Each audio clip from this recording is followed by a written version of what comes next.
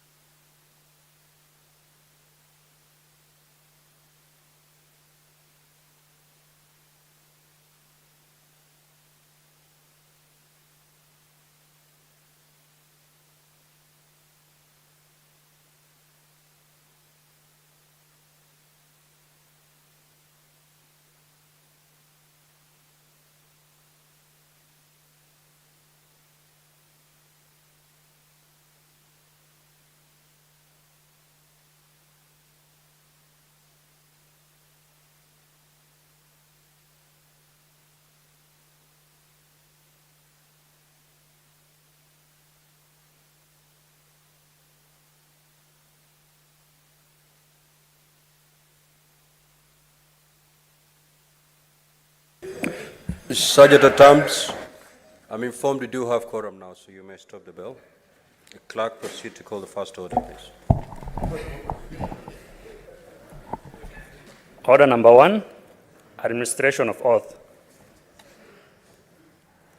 Order number 2, communication from the chair. Order number 3, messages.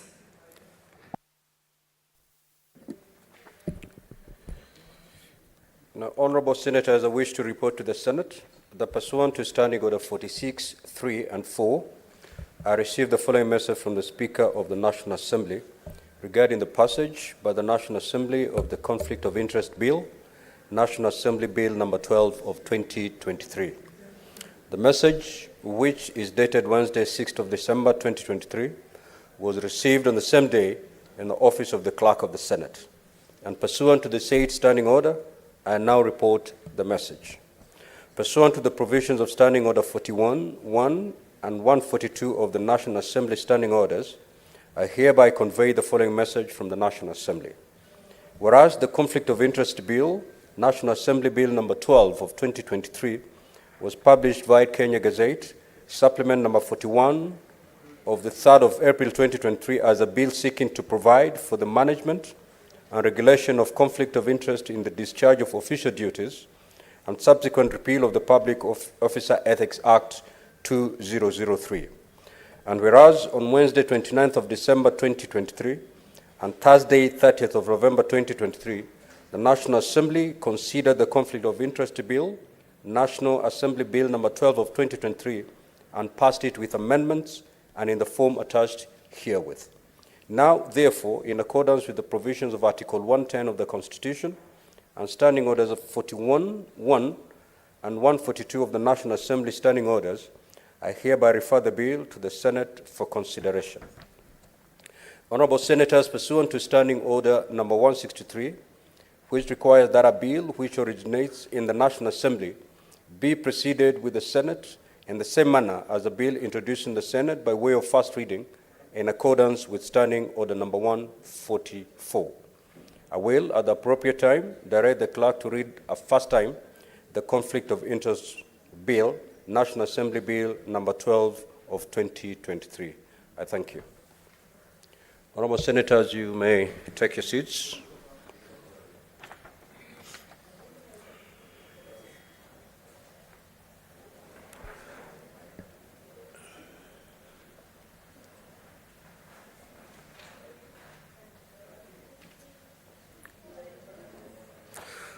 Honorable Boni, kindly take your seat. I've got one more message to deliver.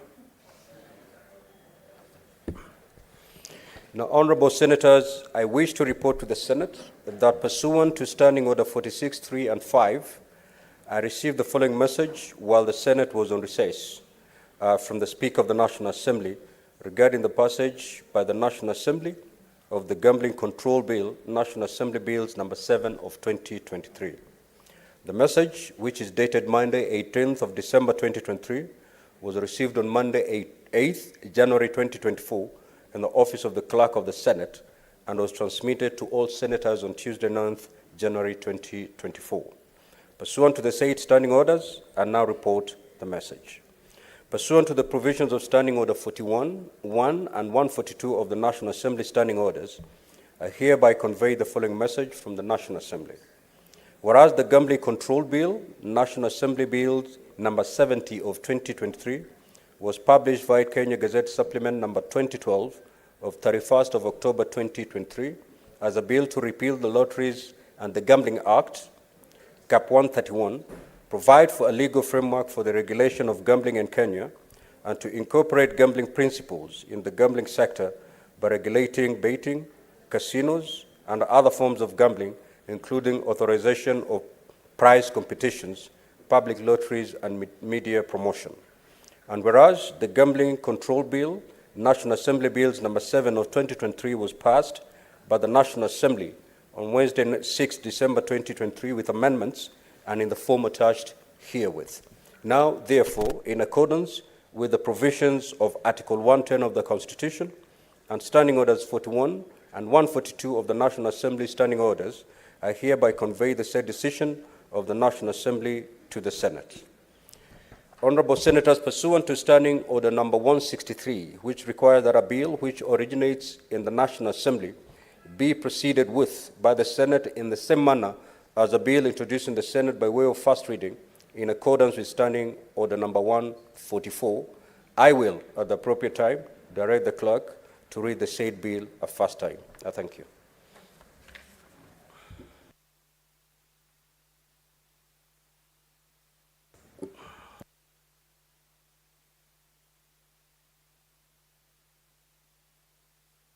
Next order, clerk.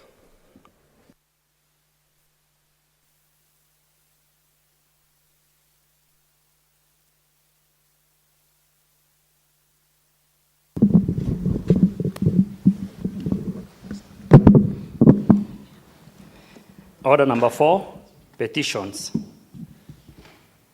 Order number 5, papers. Senate Majority Leader.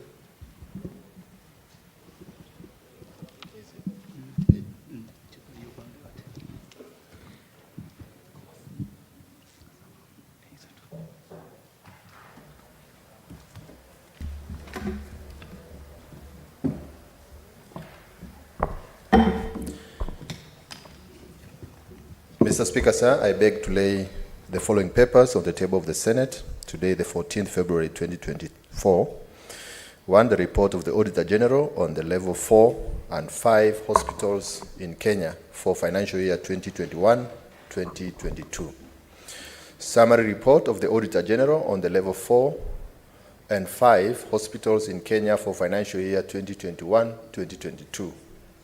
Report of the Auditor General on the financial statements of the Parliamentary Service Commission for the financial year ended 30th June 2023. The annual report of the Kenya Law Reform Commission for financial year 2022-2023. The National Government Budget Implementation Review Report for financial year 2022-2023. The National Government Budget Implementation Review Report for the financial year for the 3 months for the financial year 2023-2024. The County Government's Budget Implementation Review Report for the first quarter for financial year 2023-2024. The 11th report on the status of the public service compliance with the values and principles in the Article 10 and 232 of the Constitution for financial year 2022-2023. The third annual report of the Office of the Data Protection Commissioner for financial year 2022-2023.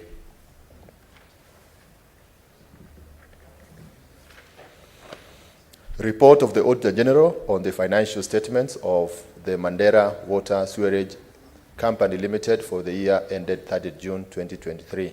The report of the Auditor General on financial statements of Northern Water Works Development Authority for the year ended 30th June 2023. The report of the Auditor General on the financial statements of Elwak Water and Sewerage Company Limited for the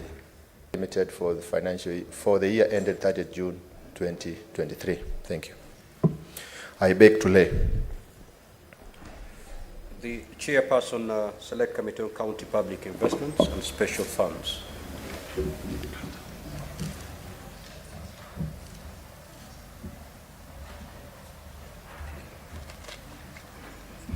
Mr. Speaker, sir, I beg to lay the following paper on the table of the Senate today, 14th February 2024.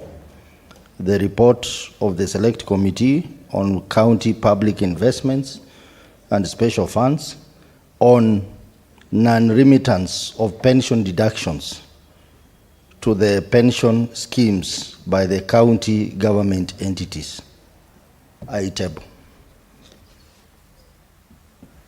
Next order.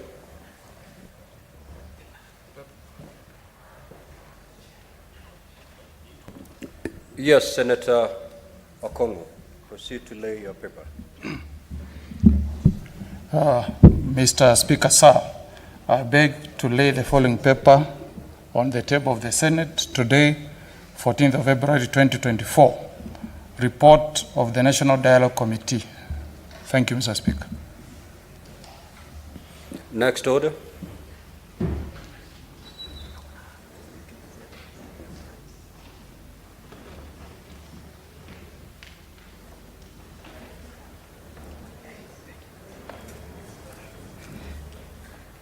Order number 6, notices of motion.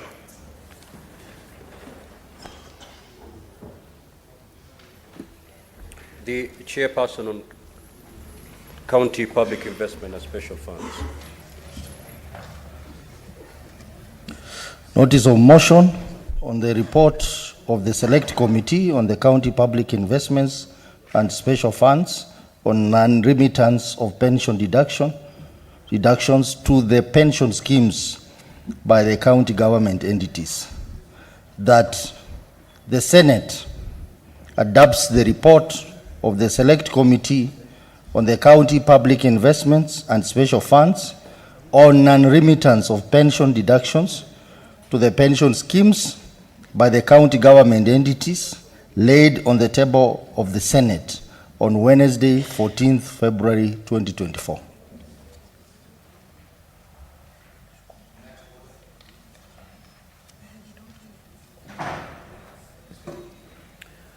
Yes, Senator Mogeni, you need to give notice to the report that you've just laid. Mr. Speaker, sir, I beg to give notice of the following motion: that the Senate adopts the report of the National Dial Committee laid on the table of the Senate today, Wednesday, 14th February 2024. Thank you, Mr. Speaker.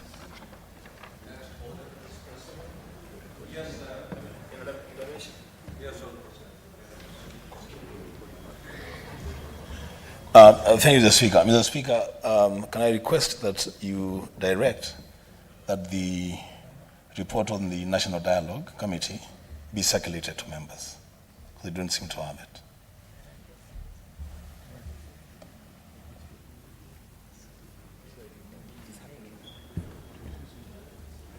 Yeah, the report is being circulated as proceedings are ongoing. So each and every senator should be able to get a copy in the shortest time possible, starting from now. Next order, clerk. Order number 7, questions and statements. Order number 8, procedural motion, limitation of debate on motions. The Senate Majority Leader.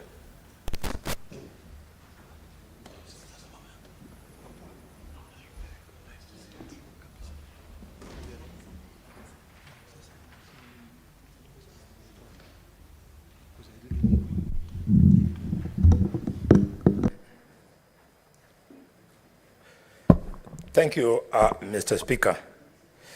Mr. Speaker, sir, I rise to move the following motion: that pursuant to Standing Order number 1111, the Senate resolves that the debate on the motion not sponsored by the majority or minority party or a committee shall be limited in the following manner: that a maximum of 3 hours with not more than 20 minutes for the mover, 20 minutes for the majority party official responder, 20 minutes for the minority party official responder, and 15 minutes for each other senator speaking.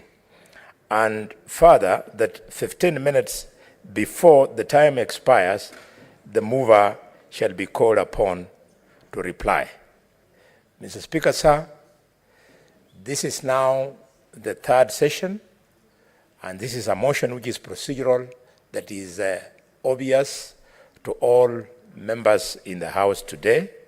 I therefore don't want to belabor in moving this motion by way of trying to justify. I therefore appeal to colleagues to support this motion, and I call upon Senator for Narok to second this motion. Thank you, Mr. Speaker.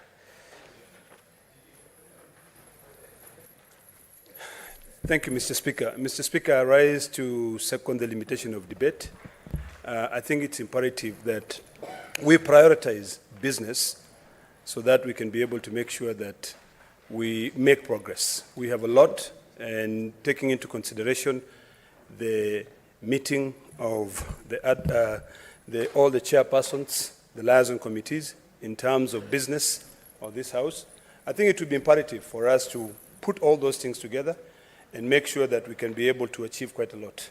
There's a lot that Kenyans expect from us, particularly on the issue of accountability. So when we limit debate on motions or bills that are not sponsored by the government or the majority or the minority side, it allows us to be able to make progress and also be able to give all senators an opportunity to deliver and to do the work that they came to do here. So with those few remarks, Mr. Speaker, I beg to second.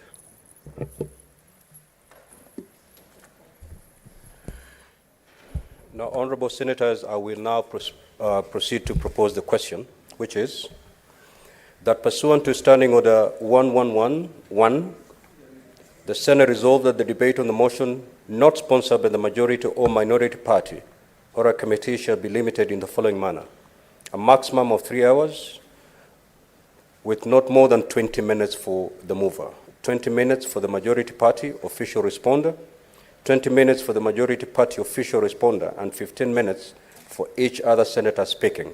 And further, that 15 minutes before the time expires, the mover shall be called upon to reply. You may now make your contribution, or we may, through consensus, allow me to proceed to put the question. Having obtained your consensus, Honorable Senators, I will now proceed to put the question, which is that pursuant to Standing Order 1111, the Senate resolves that debate on a motion not sponsored by the majority or minority party or a committee shall be limited in the following manner: a maximum of 3 hours, with not more than 20 minutes for the mover, 20 minutes for the majority party official responder, 20 minutes for the minority party official responder, and 15 minutes for each other senator speaking. And further, that 15 minutes before the time expires, the mover shall be called upon to reply. Will as many as of that opinion say aye? Aye. Will as many as of the contrary opinion say nay? The ayes have it. Next order. Order number 9, procedural motion, limitation of debate on adjournment motion. Senate Majority Leader.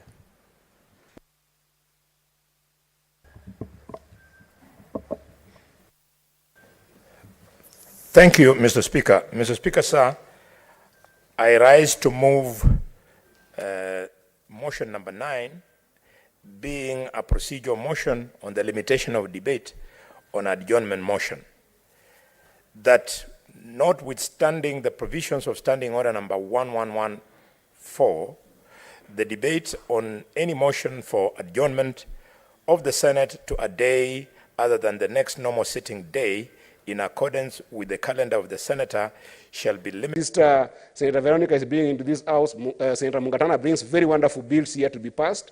We have got more meaning in helping those bills pass than discussing the president's speech here that doesn't go anywhere, that doesn't input, that makes you just feel self-righteous, that doesn't make any contribution to the president change, doesn't change his mind, doesn't change the mind of the cabinet. Let us not debate it. So I will support with amendments, if possible, to limit it to 2 minutes and 1 day. Thank you, Mr. Speaker. Senator Wamatinga.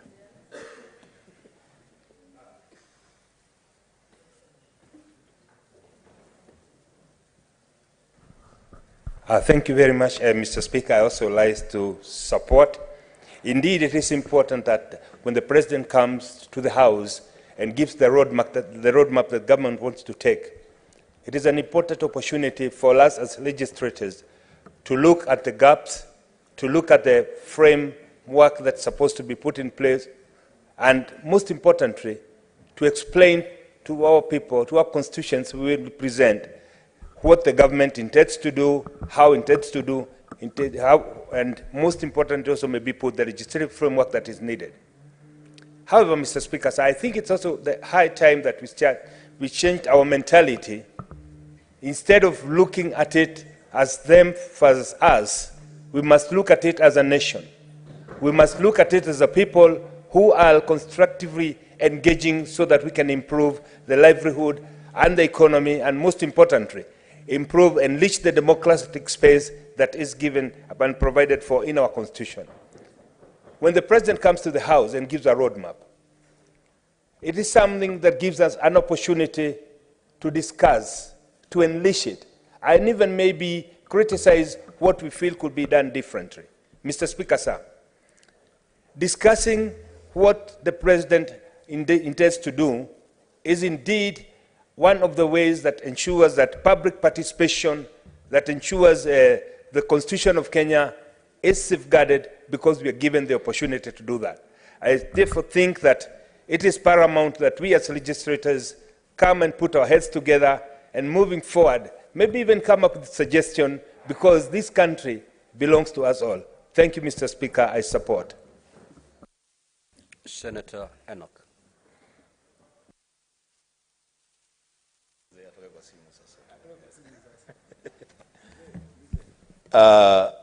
Thank you, Mr. Speaker. Mr. Speaker, from the onset, I am in support of the motion. But I also want to advance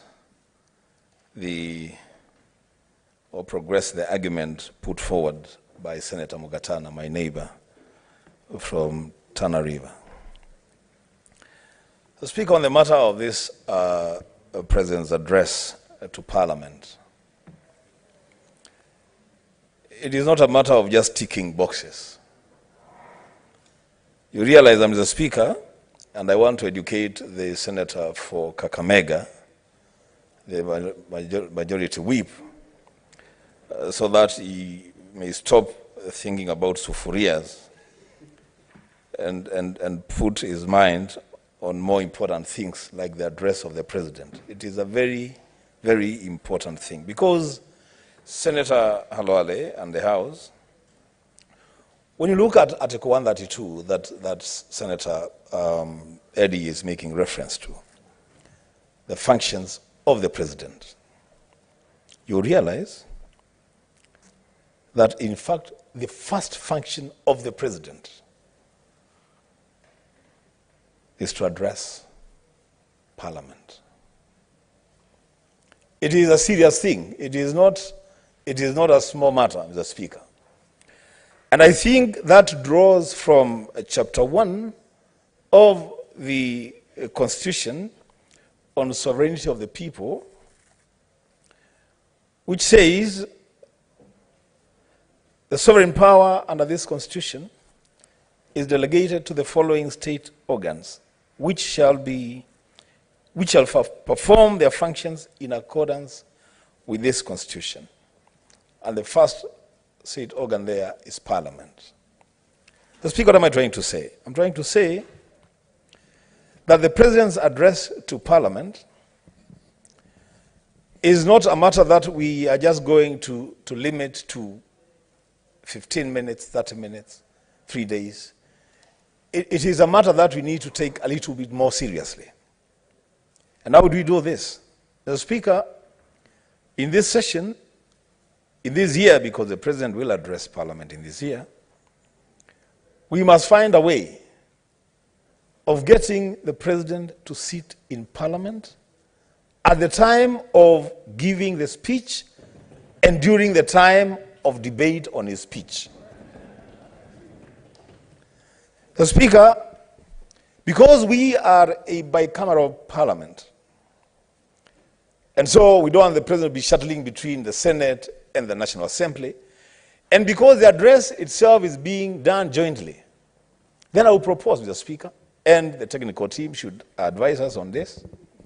Why then can we have a situation where, as the President addresses the joint sitting of Parliament, he sits in that joint sitting for the 3 consecutive days to follow debate by both houses of Parliament. In which case, the Speaker, then we will begin to add value to governance. And the President will be getting information and advice from members of the National Assembly and members of the Senate one-on-one, without having to follow through newspapers or media reports. So, Speaker, let us take Article 132 a lot more seriously on the functions of the President. Let's take the sovereignty of the people of Kenya a lot more seriously, because we are the people, we are the leaders that the people of Kenya have delegated the power and their sovereignty to on matters legislation. So, Speaker, I support. Senator Wakili Hillary. I thank you, Mr. Speaker, for giving me the opportunity also to support the motion that has been laid down by the majority whip. And from the very onset, Mr. Speaker, what the Honorable Senator from Kitui told this House with regards to the provision of the Constitution, Article 1 and Article 132 is very important, to the extent that this power is donated to the organ of the presidency. And that is the main reason why address to Parliament by the President is important at the beginning of every elected Parliament and once every year. That underscores the importance of that particular address. And that address, Mr. Speaker, is so sacrosanct to this House and to the people of Kenya who donated the power to the government of the day. When my friend Senator Eddie talks about 2 minutes, he's trivializing that speech. He's trivializing the importance of that debate, because it is not about those who will support or those who will go against. It is an opportunity that gives this House to debate on the speech, because that speech talks about the promises made, what has been done, what has been achieved, and what has not been achieved, including the plans which are ahead for purposes of delivering to the people of Kenya. And therefore, when the House decides to debate, it is about supporting and criticizing the speech that the President, at any given time when he is supposed to address the House, is made. And therefore, the duration which is given is also objective. It doesn't make sense, therefore, to say we just spare 2 minutes of that time. The Honorable Senator Okech once given an opportunity. In fact, the 2 minutes is not sufficient for him to do the preliminaries before he criticizes, if any, such a speech whenever the President addresses.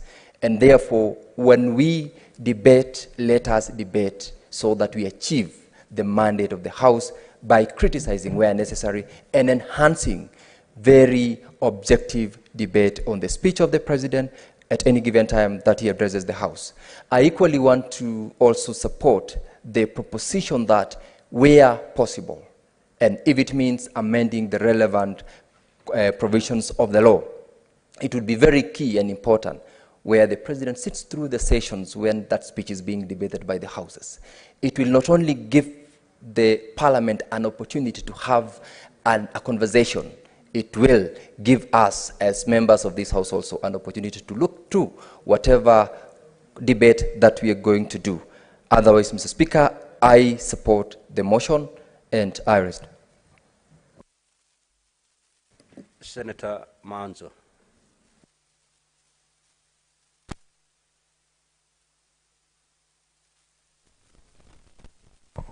Thank you, Mr. Speaker, for giving me an opportunity to support this motion.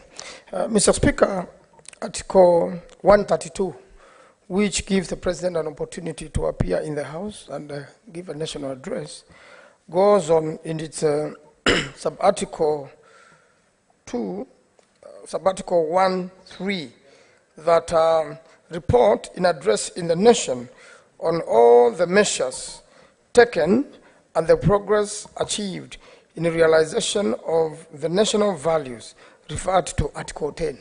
So Article 10 is key in this address, and Article 10 gives direction in very many things on governance. And Article 10 talks about mainly part of the things such as public participation, whereby even the government itself can do direct public participation to the people before it brings a legislative proposal here. And again, when we now make regulations as to how long each one of us will contribute, this address is supposed to be so key and so important, as it also goes into the policy and what the country and the nation intends to do in the following 1 year. Mr. Speaker, this is such a serious matter that once the President addresses, then I agree with Honorable Mugatana. It is very prudent that the President also finds time to get a direct feedback from the legislators. Because, Mr. Speaker, that sets the country into a motion, and probably that's where we've been going wrong. The President will get an opportunity to hear the majority side, and the President will also get an opportunity to hear the minority side personally and following the proceedings, not be briefed by others. And the fact that he appears personally, then it is important for him also to get a response personally. And I think that's a practice we need to adopt so that this address and this motion becomes meaningful and sets the country into the right track at the right time. And most probably, you see, there are many legislators in this House who are very specified in certain areas. There are engineers here who really help in roads, water, reservation, and things like that. There are financial experts here who will probably advise the country better and we would not have gone into this, very expensive cost of living and making Kenyans feel, very aggrieved if such had been shared in this, probably the president and the government, because the moment we address the president, we are also addressing his minister for finance and others, then the government is set in the right mood and the right motion as it is required under Article 10. And then the national values, finally, Mr. Speaker, are so important that that's what all we should follow. The fight against corruption. I'm sure you get very good proposals. The budgeting process, the budgets, what needs to be allocated to where. And the worst of it, Mr. Speaker, is that corruption is what messes up completely the economy of this country. We budget for corruption. We budget, a few people take that money to their pockets, the rest suffer. And worst of it is if you overtax the middle class, then you have killed the hustlers, because the middle class is the one which supports the hustlers. At the moment you mistreat the middle class, it's a sure way of exiting from government. I thank you, Mr. Speaker. Senator Tabitha.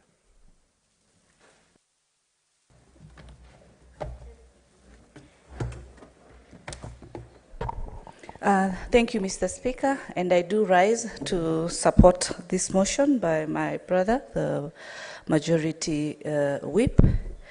And I say that Article 1(2) is very clear, which talks about representation of the people by the elected leaders. As leaders, the presidential address feedback gives us an opportunity to be able to have the reality feel of the discussions in terms of what the president has been able to share and put across according to the manifesto that was done during the election time.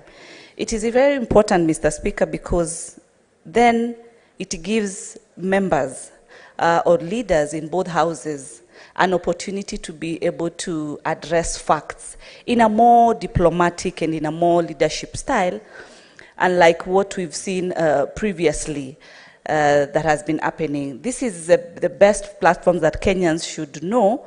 Then there is room for a national level executive discussion that comes from a presidential level to the members who are elected, so that there is mutual understanding and also there is a level of getting to the bottom of the facts.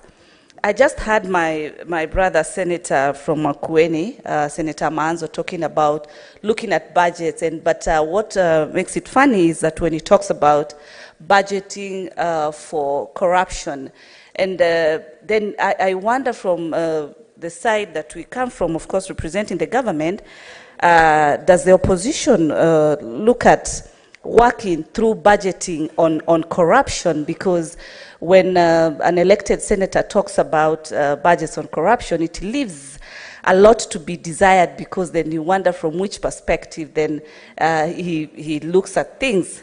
He's entitled to his opinion, but as an elected leader, a lot is left questionable, We have had different executives also who represent the government, especially from the ministerial point, having platforms to appear in this parliament. But they also answer to the president. So it is in that platform during these addresses that members can also be able to escalate further issues and be able to have proper discussions as far as when the president is in the house. The best formula, in my opinion, would be within those 3 days of the presidential discussion, a day should be set where the president appears in the National Assembly and has a day with the members of the National Assembly. And a day that is set that the president also is in Senate and has a platform with all the senators. Because all the 67 senators represent the Republic of Kenya, despite the political side that we come from. But the agenda and the constitution that we uphold is a constitution for this country. It's not a constitution for Dr. William Ruto. It's a constitution for this country. And the best results that we give to our generations and the generations to come is to be able to have facts that can also be addressed. You realize most of the time that we are having this input, you realize, yes, that we know there's a bit of repeat of the same discussion, but when the debate is narrowed to a fewer minutes, then it gives members a platform to be able to just tackle the issues that have not been tackled. I want to agree with Senator Eddy, one of the good senators in the House, that at times the platform is used for lamentation. Kenyans did not give us this opportunity to lament. Kenyans gave this opportunity because we are the change makers. We are the ones to shape the generations to be. So in a nutshell, I support this motion and look forward that we'll not use it to lament. On the timeline that Dr. Boni had talked about, that the president should appear within the timeline that is in the month of April, then that should be so that we pride in upholding our constitution as leaders. Thank you, Mr. Speaker. Senator Onyonka. Thank you, Mr. Speaker. It's a great pleasure to have an opportunity to contribute for such an insightful and indeed a good motion. Mr. Speaker, one of the things I would like to recommend and request my colleagues in this House is that anytime we have something that is good, whether it's brought by government or whether it's brought by our side, please let us listen to each other and let us try and look for a middle ground. In the West, they call it the bipartisanship, the ability for us to look at what is good between us as leaders because we agree on those things that would benefit Kenyans most. If we find that there are things we can disagree on, Mr. Speaker, those ones we can then put onto the side and kind of move along, because sometimes democracy is back and forth. The other issue I would like to raise here, Mr. Speaker, is that I would like to encourage my colleagues here that democracy, this thing we call democracy, is not that the winner must take it all. Sometimes it's a give and take.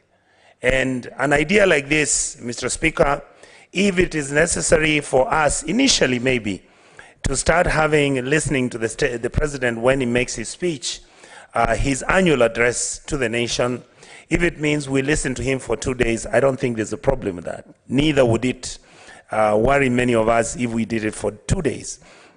The other issue that I am comfortable, I'm looking forward to as a senator in this House and as a leader, is that I would like, in order for us, Mr. Speaker, as members of the opposition, to be given an opportunity to reconstitute shadow cabinetry. In other words, you find the way the current government and system is set up, we need to have our side also having people look and take many of our cabinet members, many of the government cabinet members to task on issues, even when they come to this House to answer questions. I think it is also important that if we had a shadow cabinet, you would find that many of our members have the capacity to challenge or even to raise critical questions about our country and the issues which are coming out. Finally, Mr. Speaker, the point that I feel I need to emphasize, I have seen the comments and the contributions that my colleagues have made, and there's a likelihood that those who are in government are going to feel that such an opportunity will make we in the opposition come here to rant at the president and ridicule him and try and pass him and talk about him in bad light. I don't think that is really the purpose of this exercise. I think Kenya as a country is highly respected regionally for one simple reason. People know that I will take an opportunity, I will criticize the government, I will criticize the president, so long as it's not personally. And basically, they will understand.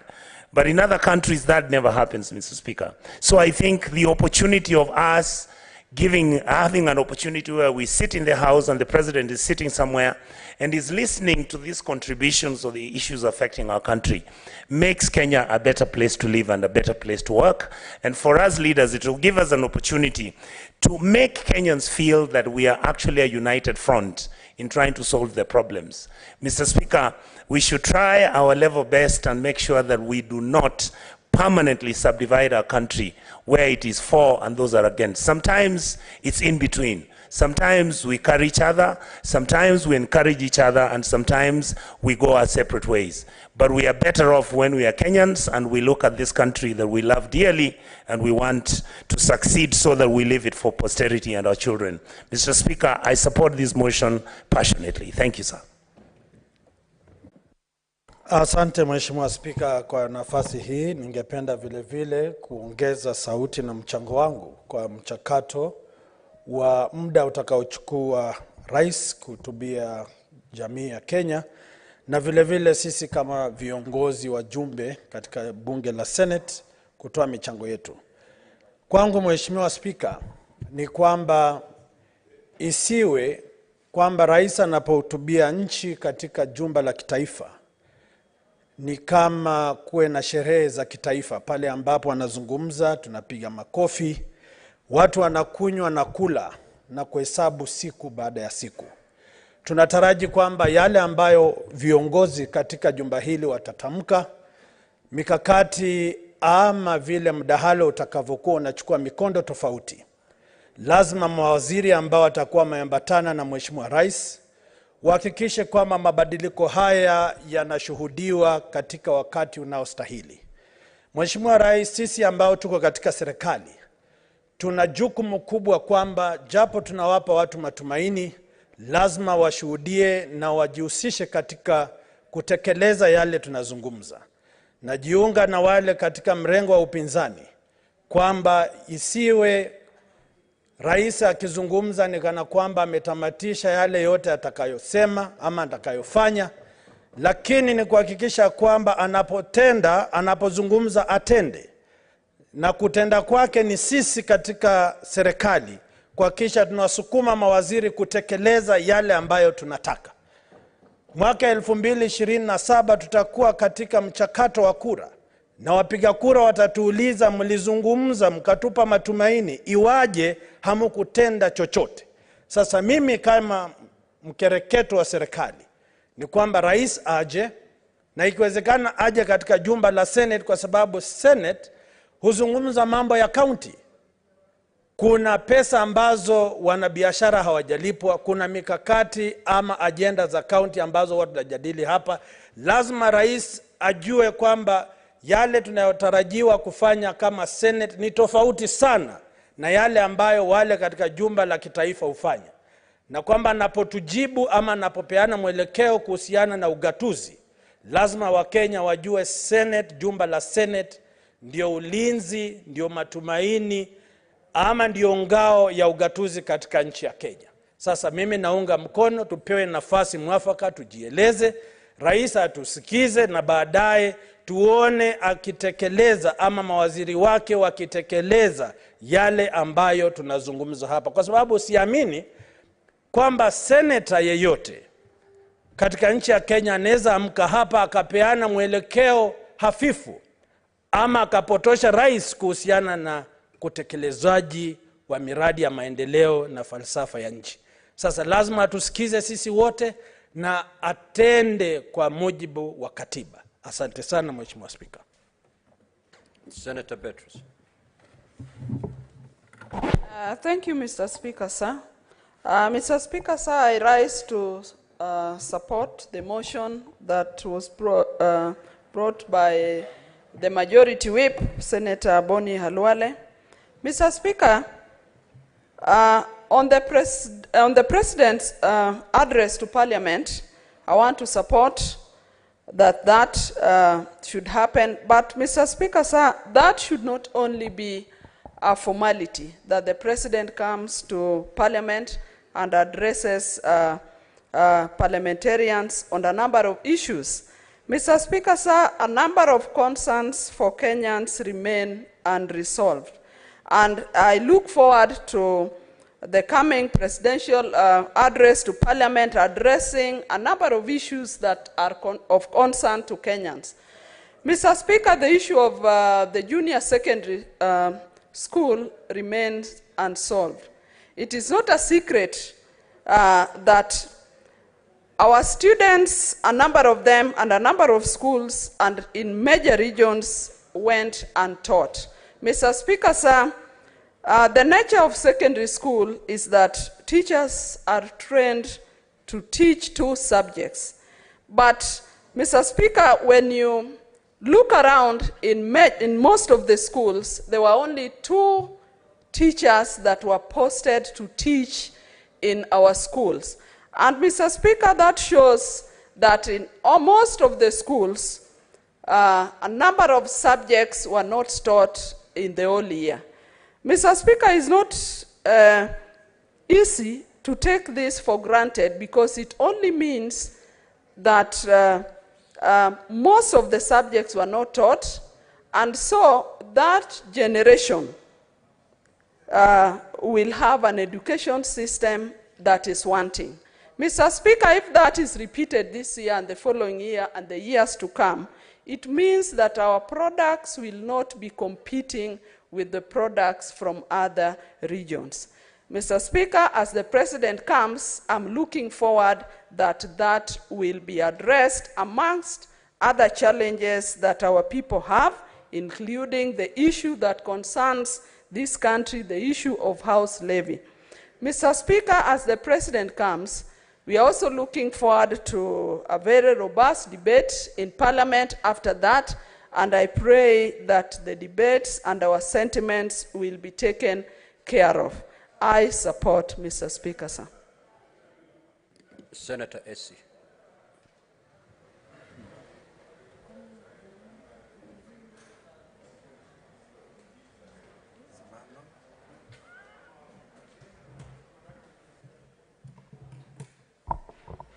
Thank you, Mr. Speaker. I want to support this motion, yes. The President, being a representative of the people, is actually a very integral symbol for Parliament also. Mr. Speaker, in as much as this is a platform for the President to articulate his agenda and communicate what his intentions to the country are, I don't think it should be more about the debating. On that, I want to slightly deviate, because in as much as we debate very well on some of these issues, if action is not followed thereafter, then it becomes more of a praise and worship agenda, Mr. Speaker, which will not steer this country forward. Mr. Speaker, this is an opportunity for government to articulate what their agenda is, and I do not even understand why some of our cabinet secretaries have been shying off from coming here and articulating the agenda they have, or rather how they are sorting some of the issues we are saying. Just like Senator has mentioned the issue of JSS teachers. The other time before we went for recess, I raised a statement inquiring from TSC on the career progression of those people, and the response given back to me was focusing on retired teachers, which I saw was an attempt to dodge the question I was raising. Several thousands of young people watching this engagement this morning are actually looking forward to this House to address some of those issues facing them. So, Mr. Speaker, the President will come and guide us here very well. We are ambassadors of what our administration is doing, but we have a burden of responsibility to also ensure we actualize whatever promises we gave to our people. And I weep for young people, because if sincerely education is the key, then why do we make it so difficult for people who have gone to school? The other time I saw a report by EACC mentioning of people with forged academic papers. We have so many young people lying out there with very good qualifications. Some of them are even going to the graves with unfulfilled dreams, Mr. Speaker. So yes, we are going to support the President articulating his agenda here. In this case, if I actually mention, our President, Dr. William Ruto, has been on the forefront defending what his agenda is. in as much as I take note that we have our own share of challenges, but we as legislators, this shouldn't be a platform of competing to see who's doing what best. This is an opportunity for we to bring our brains together, regardless of whatever political side you are in, so that we tackle the challenges that are facing this country jointly, Mr. Speaker. I beg to support that motion with those remarks. Thank you. Senator Asige Cresto.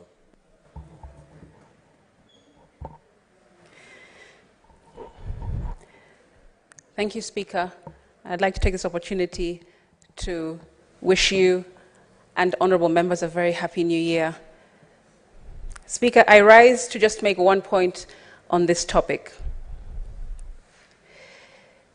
When the President comes and makes his address to parliamentarians twice so far, the Parliament grounds is always alight with activities. It's buzzing with preparations being made to receive the President and his delegation, and parliamentarians who are very keen to hear the agenda that he will set forth.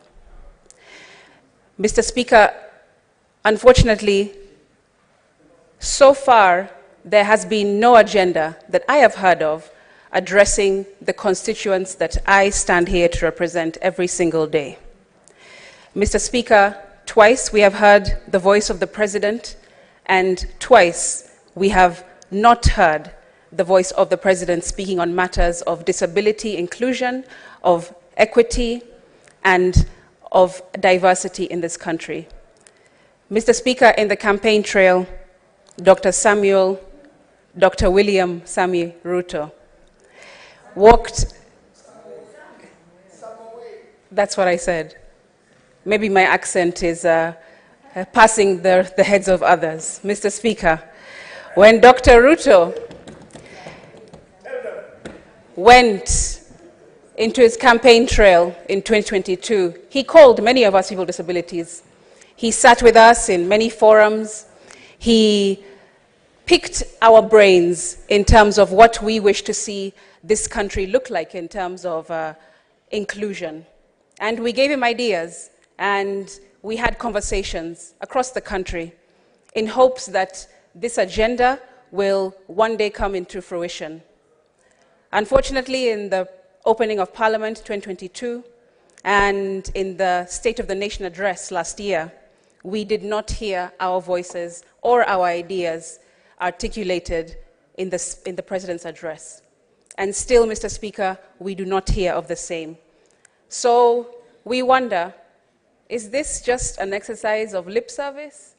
Because in my view, when I came into this place to represent persons with disabilities, I saw the President's address being somewhat of an open feedback loop, where he comes to address parliamentarians, to give his ideas and direction, and we in turn respond with our reactions and contributions on how to make those ideas better. But unfortunately, so far, it feels to our community, persons with disabilities, that he addresses us, but he does not listen when we try to address our issues to him. Mr. Speaker, if ever the President hears my voice, I hope that he hears it today. The representative of persons with disabilities in this Senate, requesting him to kindly put forth our agenda, to prioritize the largest minority in this country of almost 6 million voters. That is persons with disabilities, a group that should no longer be ignored, because we have votes, we also have money to spend in this economy. We can also make a big change and move the needle in all plans regarding Kenya. So I hope that in future, Mr. Speaker, that the President's addresses will also address us, because we are waiting to be publicly seen and heard by the executive. I thank you.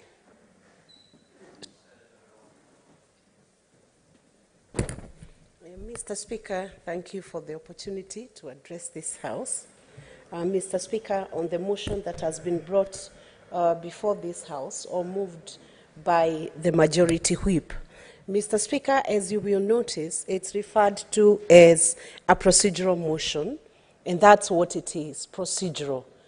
It is a tool designed by the Constitution to give the President an opportunity to come back and account to this House on the mandate that has been placed on him by the Constitution and ultimately by the people of Kenya.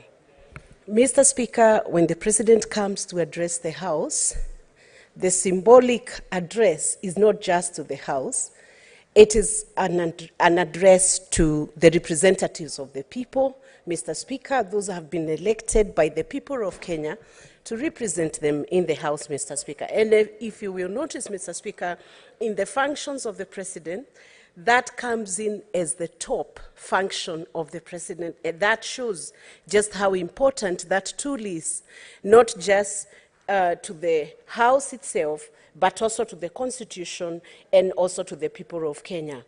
And Mr. Speaker, having noted that, then it shows just how important this procedural motion is and why it cannot be trivialized into politics, Mr. Speaker. Because when the President comes to address the House, and as he addresses the Kenyan through the legislative arm, Mr. Speaker, he's coming to give an account of what he has done with the mandate and the implementation of the promise that have been given to the Kenya, especially during the election period, Mr. Speaker. It's an address that deals with the day-to-day issues that Kenyans are going through: health, education, security, issues, food security, Mr. Speaker, issues that deal with general security or insecurity of the nation, budgetary constraints or budgets that Kenya is running on, Mr. Speaker. It deals with the whole mandate that the executive is working on, Mr. Speaker. And as such, it becomes an important tool through which this House, Mr. Speaker, can also use to address the constituents, because these leaders also are called to account by the people, Mr. Speaker. You know, it's very easy for the members of Parliament to put a big focus on the presidents and the address without remembering that equally, as you cascade downwards, the members of Senate and members of the National Assembly will be required by Kenyans to equally give an account with what they have done as a mandate, Mr. Speaker. So, Mr. Speaker, when I listened to one of our colleagues saying that members should address these issues in 2 minutes, then I knew we are misunderstanding the procedural motion that is before this House, Mr. Speaker. One of the things we should not use is to politicize the presidential address, and I'm in total agreement.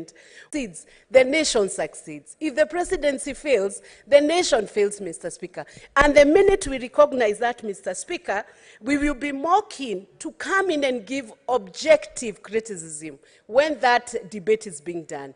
Give commendations where it is due, give objective criticism where it is needed, Mr. Speaker, and improve the process along the way.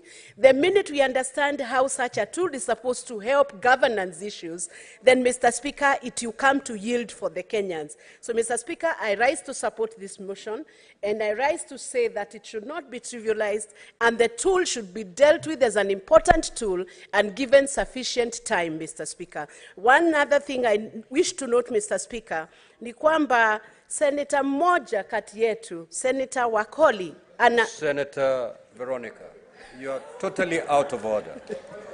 You need to stick on the language that you chose first to make a Mr. Speaker, why I switched that language and I stand advised, Mr. Speaker, was to commend Senator Wakoli Wafula for being very good in Swahili. And I wanted to state it in Swahili and to say that when he's next taking tea among the senators, he should be taking 1 minute to instruct the senators on how to address the nation sometimes using the Kiswahili language and promoting the Kiswahili language among the Kenyans. That's why I was switching the language, Mr. Speaker. Thank you.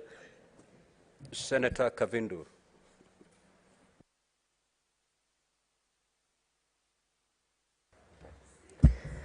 Thank you, Mr. Speaker, for giving me this opportunity to support this motion, procedural motion that has been brought by majority whip.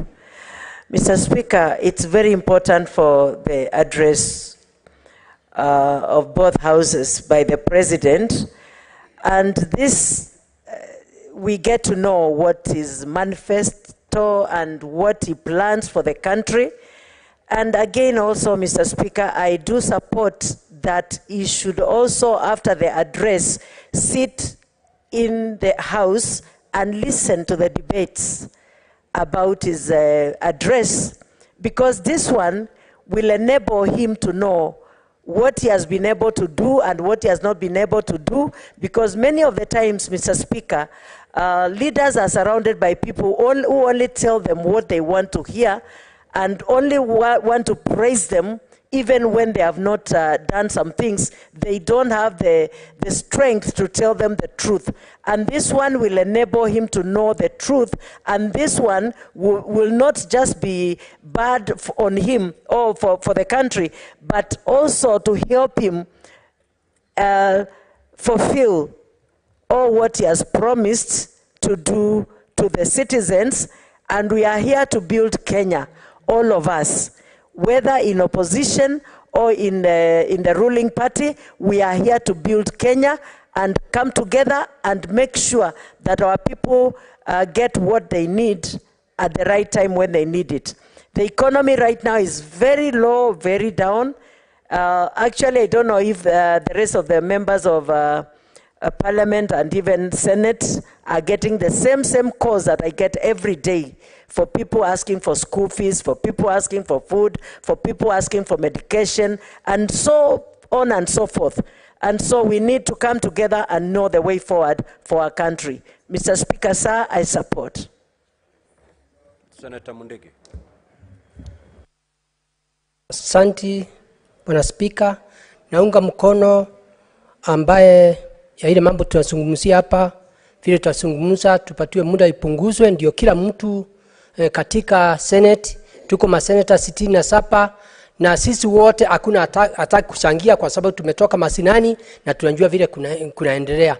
Na unga mkono kwa sababu pia nakumbuka kama mwaka jana wakati rais alizungumza mambo mengi sana ambayo economy, na pia alikuwa anaongea mambo ya afya masinani, na hiyo tumeona ametimiza, na akaongea tena mambo ya kilimo na tunaona vile mambo inaendelea. Na pia wakati tulichangia na tukamunga mkono, tutakuwa tunachangia tuone kama kuna mambo inaweza pandilika, kama sasa kutoka wakati hiyo, wakati tuliingia kama upande ya makadamia ilikuwa inatoka shilingi 30 na sasa inatoka shilingi 100 na kitu. Kwa hiyo kuchangia mambo ya rais ni kitu muhimu sana. Pia tunakumbuka wakati ule alisema mambo ya kilimo, akaongea mambo ya fertilizer ikarundi kutoka 6,500 na ikawa imekuja 2,500, na tumeona vile kilimo inaendelea mambo mingi. Kwa hivyo ni vizuri muda ipunguzwe na pia tuwe tukichangia mambo mengi. Pia mambo ingine ningetaka kuwa tutakuwa nachangia ni vile tutaweka maanane mambo ya kilimo, kila county iwe ikipata maji ya kulima na vitu zingine, ndio tuweze kuona mazao mazuri. Kitu kingine tutachangia ni kuwa tutajua kama hiyo mambo yote tutafanya, mambo ya pesa mkononi itarudi namna gani na tutaweza kukaa namna gani. Pia tulisikia alichangia mambo ya economy, na pia tumeona vile kumekuwa na shinda, na pia akasema vile mandeni imekuwa mingi na amekuwa akilipa mandeni, na pia akisaidia county, na tumeona county nyingi ikipokea pesa, sio kama miaka ile ingine tumeona ikipokea kila mwezi, kutoka mwezi wa 7 kila mwezi inapata pesa yake. Na pia mambo ingine tutachangia ni mambo ya pia Kenya yetu, vijana wetu na wasichana, vijana wamewachiliwa na mambo ya pombe na dawa ya kulevya. Kuna wakati utafika ukute Kenya haina vijana ama haina familia, kwa sababu kama hiyo mambo kama haitachukuliwa hatua, ndio tuone kama kuna uwezo kama kila county inaweza patiwa pesa ya kuwa ikipeleka hao vijana kwa mafunzo mambo ya madawa ya kulevya na pombe, ndio waweze kukaa vizuri kwa familia zao. Kwa hiyo asante Bwana Spika, naunga mkono.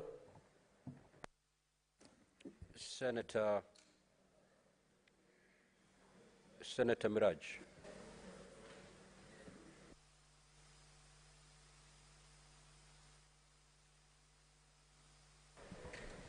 Asante Bwana Spika. kwa kuweza kunipa fursa hii adhimu na mimi niweze kuunga mkono mswada uliopendekezwa na kiongozi wa wengi, kiranja wa wengi hapa bungeni Bwana Halwale, ili kuwezwe kupunguzwa muda ili kila mjumbe aweze kuchangia katika speech ya rais anapozungumza na sisi wabunge ama wajumbe wa taifa hili. Bwana Spika, nimesikia wenzangu wamechangia na nimenukuu mingi nikiwa pale lounge na nikasema na mimi nije nipeane changizo zangu. Bwana Spika, nataka kuwakumbusha wajumbe wenzangu ya kwamba tuko hapa kama mkono mmoja miongoni mwa mikono mitatu mwa serikali yetu ya Kenya. Na hatuko hapa kuwa wapinzani na wenye serikali. Tuko hapa na majukumu matatu ya kuwakilisha wananchi wa Kenya, kusimamia rasilimali zao na pia kuwatungia sheria za kulinda na kusongeza taifa letu mbele. Sisi kama wajumbe katika bunge la Seneti tuko na jukumu moja kubwa la kusimamia gatuzi zetu 47 katika taifa la Kenya. Lakini ni jambo la kusikitisha sana kuona kwamba rais anapokuja kutuzungumzia yale ambao ameweza kuyafanya kama mkono mmoja wa serikali, the executive, sisi tunaanza kukejeli yale ambao amekuja kutueleza. Yangu ni kuwapa ushauri na saha ndugu zangu sote tulioko hapa. Tuko na jukumu katika taifa hili kama viongozi kuweza kupeana mwelekeo na kutoa suluhu ya matatizo ambayo yanatukabili sisi kama taifa. Ni vizuri sana Wakenya wanatuangalia kule nje, Bwana Spika, katika mirengo tofauti. Lakini ni muhimu sisi wenyewe tujue lile jukumu kubwa ambalo limetuleta katika bunge hili. Ni kuwezesha kuwa wasimamizi wa rasilimali za Wakenya, kuwa viongozi ambao wanaona tatizo lipo wapi. Yuko kiongozi mmoja hapa amezungumzia masuala ya CBC. Na sisi kama viongozi wadogo, Bwana Spika, ambao ndio sasa mwanzo tunaanza ulezi, tuko na watoto wetu katika taasisi hii. Watoto wetu wameanza kusoma, Bwana Spika, na mpaka sasa hakuna mwelekeo wa kuonesha watoto hawa watakwenda vipi na kuelekea vipi. Kando na kuwa wengine wetu tunasemekana kwamba ni vibaraka wa serikali, mimi nataka kuwakumbusha wajumbe wenzangu hapa, mimi ni mjumbe wa kike ambaye nimepewa fursa kuweza kuja katika nyumba hii kuweza kuongea masuala ya kijinsia na kuwasaidia kuongeza na kutilia pondo pale ambapo naona kuna sheria zinatungwa na zinatuumiza sisi kama kina mama, ama nichangie kuonesha ni njia hii tukiifuata itasaidia kina mama na vijana katika taifa hili la Kenya. Nataka kuwaambia ndugu zangu ambao wakienda mashinani, Bwana Spika, wanasema kwamba wajumbe wa upinzani hawapawi fursa sawa na wajumbe ambao wako upande wa serikali kutunga sheria. Huo ni urongo wa mchana. Hapa kila mtu ako na fursa ya kutunga sheria na kuchangia hisia zake ili kuleta suluhu katika taifa la Kenya. Tuko hapa ili kuweza kuwasaidia wa Kenya. What is a point of order, Senator Eddie?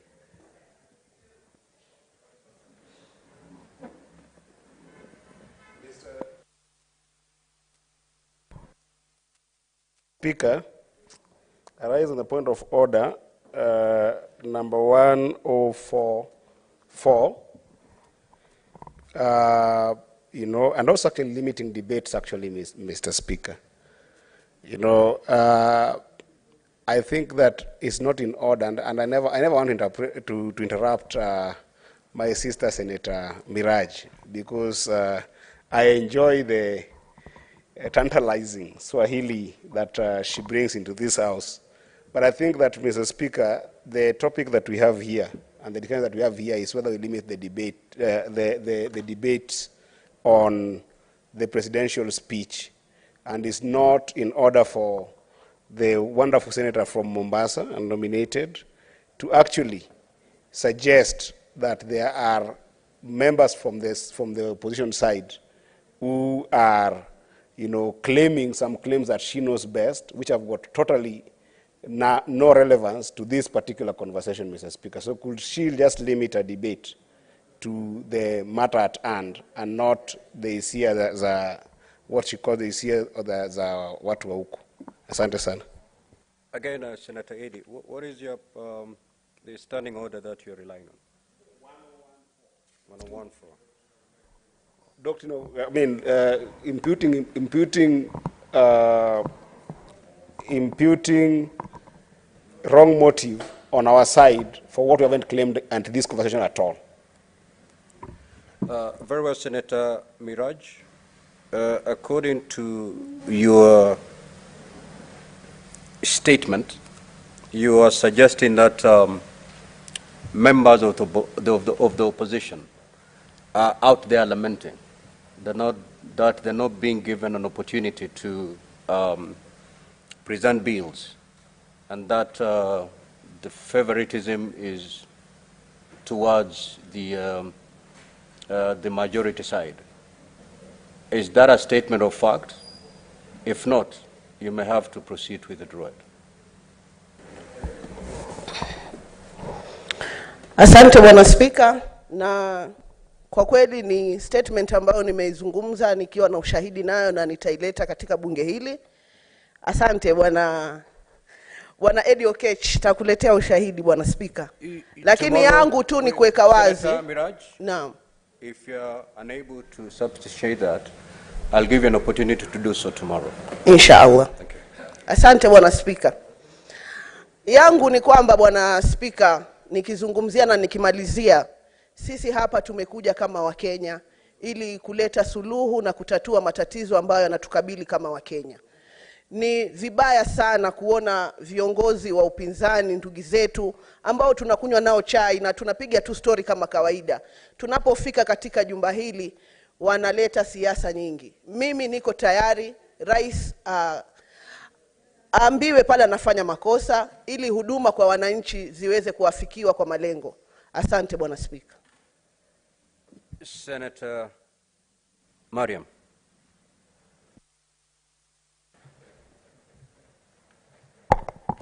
Thank you, Mr. Speaker, for giving me this opportunity. Mr. Speaker, first of all, Happy New Year to you and other colleagues of mine, of senators who are around. Mr. Speaker, this motion about President address is more of President addressing implementation of his plan. Mr. Speaker, the last President address, the President omitted ASAL counties, specifically pastoralists. So I urge to the President, this time he will cater for the ASAL counties for the implementations. On that scenario, on that issue, there is a road which has been given to Mande Elwak to Mande Ramo, which Senator is financed by... Mariam, yes. Senator Mariam, if you look at your order paper, you'll see the motion that is being discussed now. We are not debating the address by the President that was done last year. We are debating the motion as read to you and as moved by the majority leader. So just speak to that motion. Thank you, Mr. Speaker. Yes, I know it is a motion for the limitations, but because the President's address is more of implementation of his plan. So now when he's doing his plan address, I'm just reminding that last time there is omission of ASAL counties. Now I predict there will be implementation of some activities in ASAL area. I know the motion is about the limitation of President's address. Thank you, Mr. Speaker. Senator Gloria Oroba.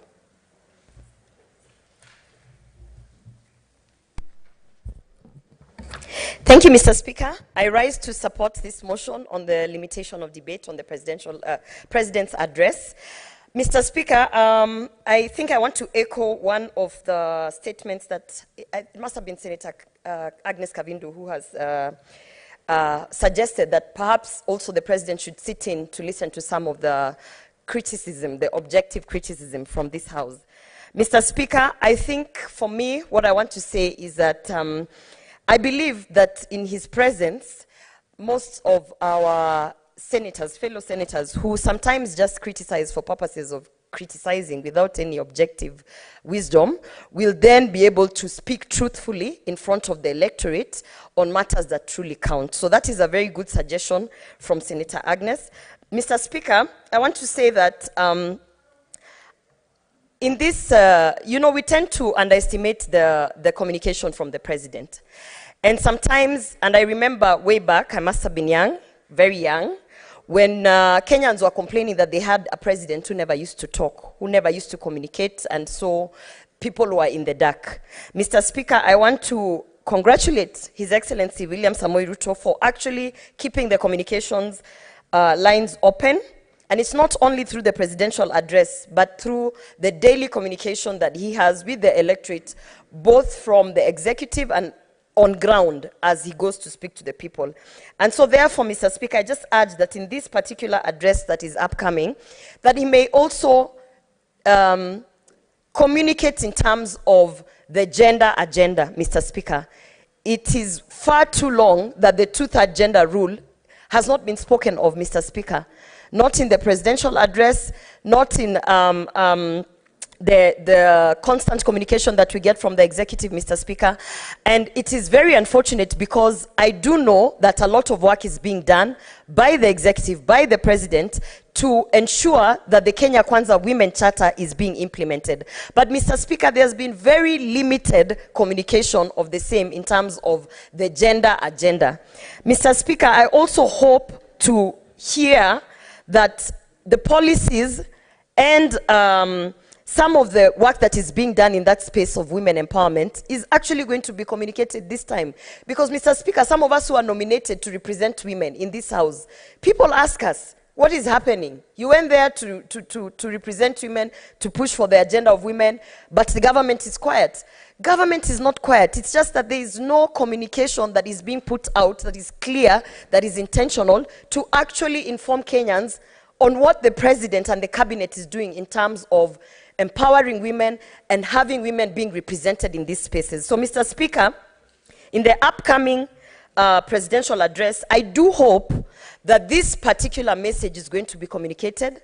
And even as we look forward to the conference on the status of women that is happening in New York, we want to hear the President echoing issues that are affecting women, not only issues that come up. For instance, now there is a lot of talk. We are celebrating, we are mourning, we are not celebrating, we are mourning the lives of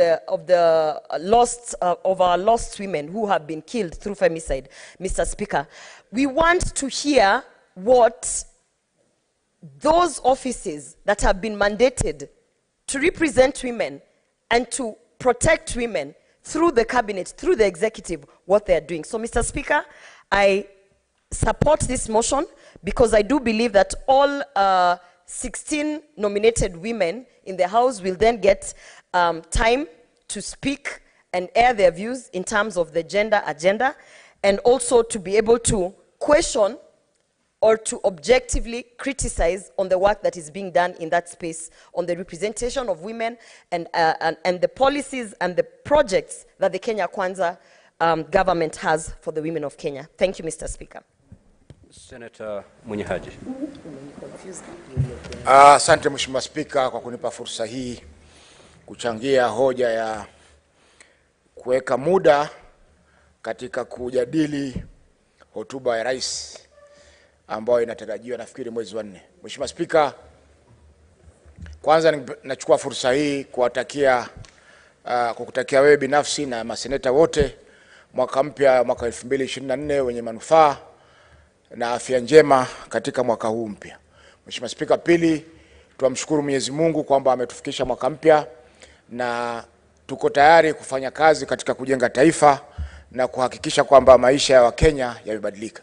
Mheshimiwa Spika, hoja hii ni muhimu sana kwa sababu tumeona kwamba mwaka uliokwisha watu wengi hawakupata fursa ya kuweza kuchangia hotuba ya rais. Na hotuba ile, Mheshimiwa Spika, ilikuwa na mambo mengi ambayo ni kinyume na hali halisi ilivyo katika nchi yetu ya Kenya. Mheshimiwa Spika, ni kweli kwamba wengi wetu huwa tunaikosoa hotuba hii na kwa hakika ndio kazi yetu, kwa sababu sisi tumechaguliwa kama wawakilishi wa wananchi, sisi ndio macho ya wananchi. Lakini ikiwa kuna jambo ambalo limezungumzwa ama limefanywa ambalo halilingani na sheria ama halilingani na hali halisi ilivyo, ni wajibu wetu Mheshimiwa Spika kukosoa na kueleza ukweli halisi ulivyo. Kwa hiyo Mheshimiwa Spika, tutapata fursa ya kuweza kukosoa hotuba hii, na wengi wetu wale ambao wako katika upande wa serikali wao wanajiona kwamba ni serikali zaidi kuliko wale ambao wako katika mkono wa serikali, yani executive.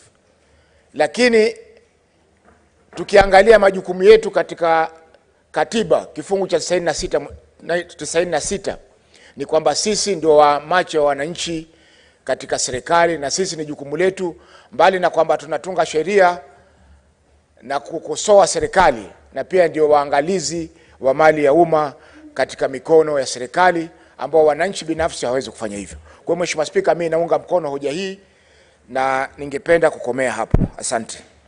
Senator Chute. Thank you very much, Honorable Speaker. Let me first of all take this opportunity to send my condolences to the family, friends of Kelvin Kiptum, and also take this opportunity to send my condolences to Senator Khalwale and the family of Kizito Moi, our majority leader. Poleni sana. Honorable Speaker, I rise to support this motion on limitation of presidential address or speech. Honorable Speaker, in support of Senator Khalwale's motion, I would want to say the presidential speech is of a symbolic importance for this country. It is an occasion of utmost pomp and tradition. It is a time the president puts agenda before the country. It is not only the parliament, the whole country are listening and hearing what the president says. And it also the time he puts his agenda in order to influence public opinion.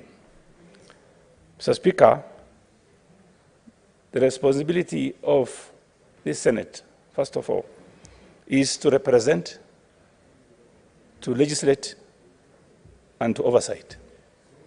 When the president gives his speech, it is the responsibility of each person in this House to question the agenda of the president. It is not only the responsibility of the other side of the aisle to ask questions.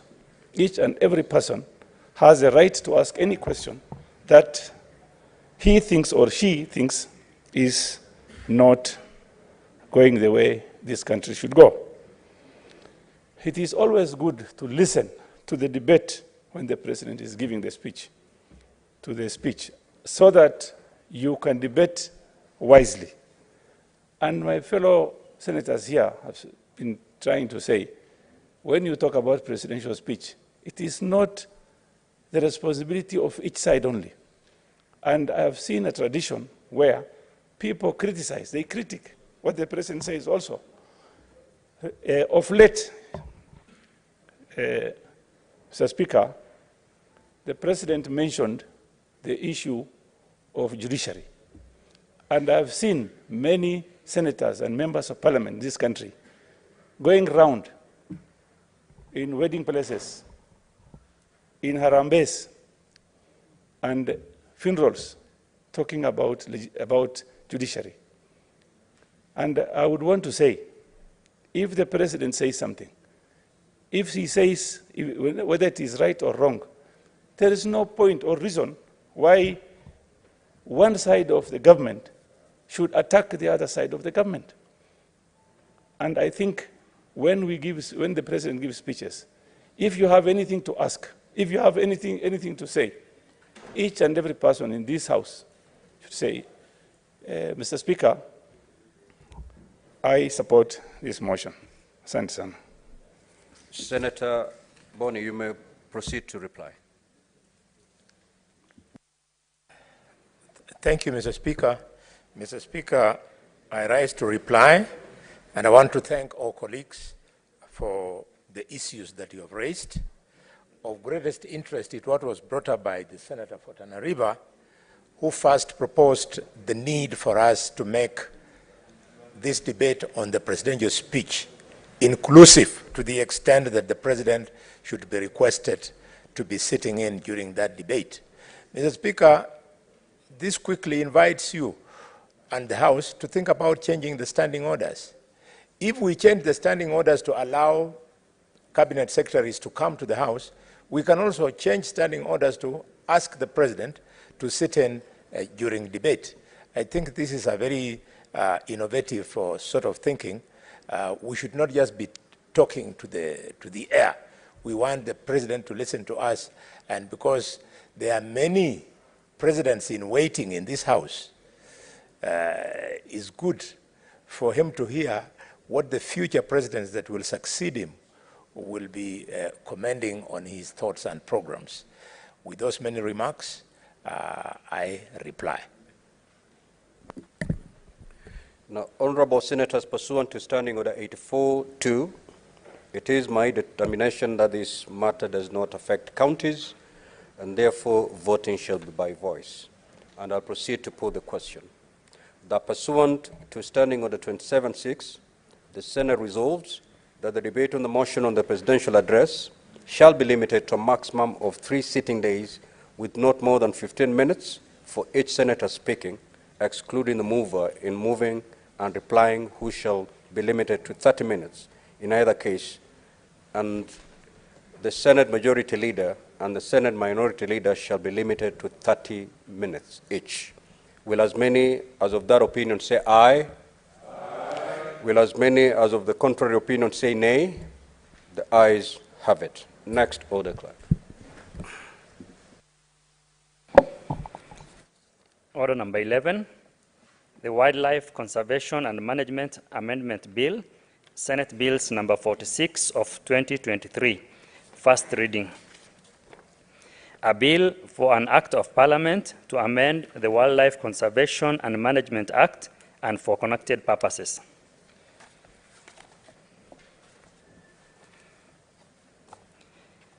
Order number 12, the Nuts and Oil Crops Development Bill, Senate Bills number 47 of 2023, first reading. A bill for an act of parliament to provide for the production, processing, marketing, and distribution of nuts and oil crops and their products, establish the Nuts and Oil Crops Board, provide a framework for the nuts and oil crops farming development and for connected purposes. Next order. Order number 13, the Constitution of Kenya Amendment number 2 Bill, Senate Bills number 52 of 2023. A bill for an act of parliament to amend the Constitution of Kenya. Order number 14, the Water Amendment Bill, National Assembly Bills number 33 of 2023, second reading. Thank you, Honorable Senators. On this bill, this is a resumption of debate which was interrupted on Thursday, 30th November 2023. And from my records, Senator Andy Okech and a balance of 2 minutes.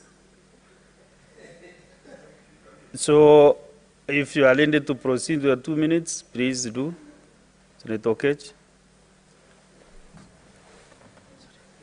Thank you, Mr. Speaker, and I'm actually happy to see you. Happy New Year. And I hope that this year you can be a little bit generous to make it 4 minutes. just because perhaps people did not understand what I said the other time, just to recalibrate. Start driving. I'll see whether you are engaging the rating gears. Thank you, Mr. Speaker. Mr. Speaker, this bill actually seeks to make a number of amendments to the Water Act 2016. And I did raise before that I had serious concern with this bill, because if you look at Part 2 of Schedule 4, if you start with Index 10, where you will find that the counties are given the power to look at policy angles on water matters by the national government. And then if you were to look at Index 11, where water and sanitation services are purely devolved as functions of the county. And this bill is one of the bills that I wish that the entire Senate, or rather all senators, were in the House to actually look at this bill.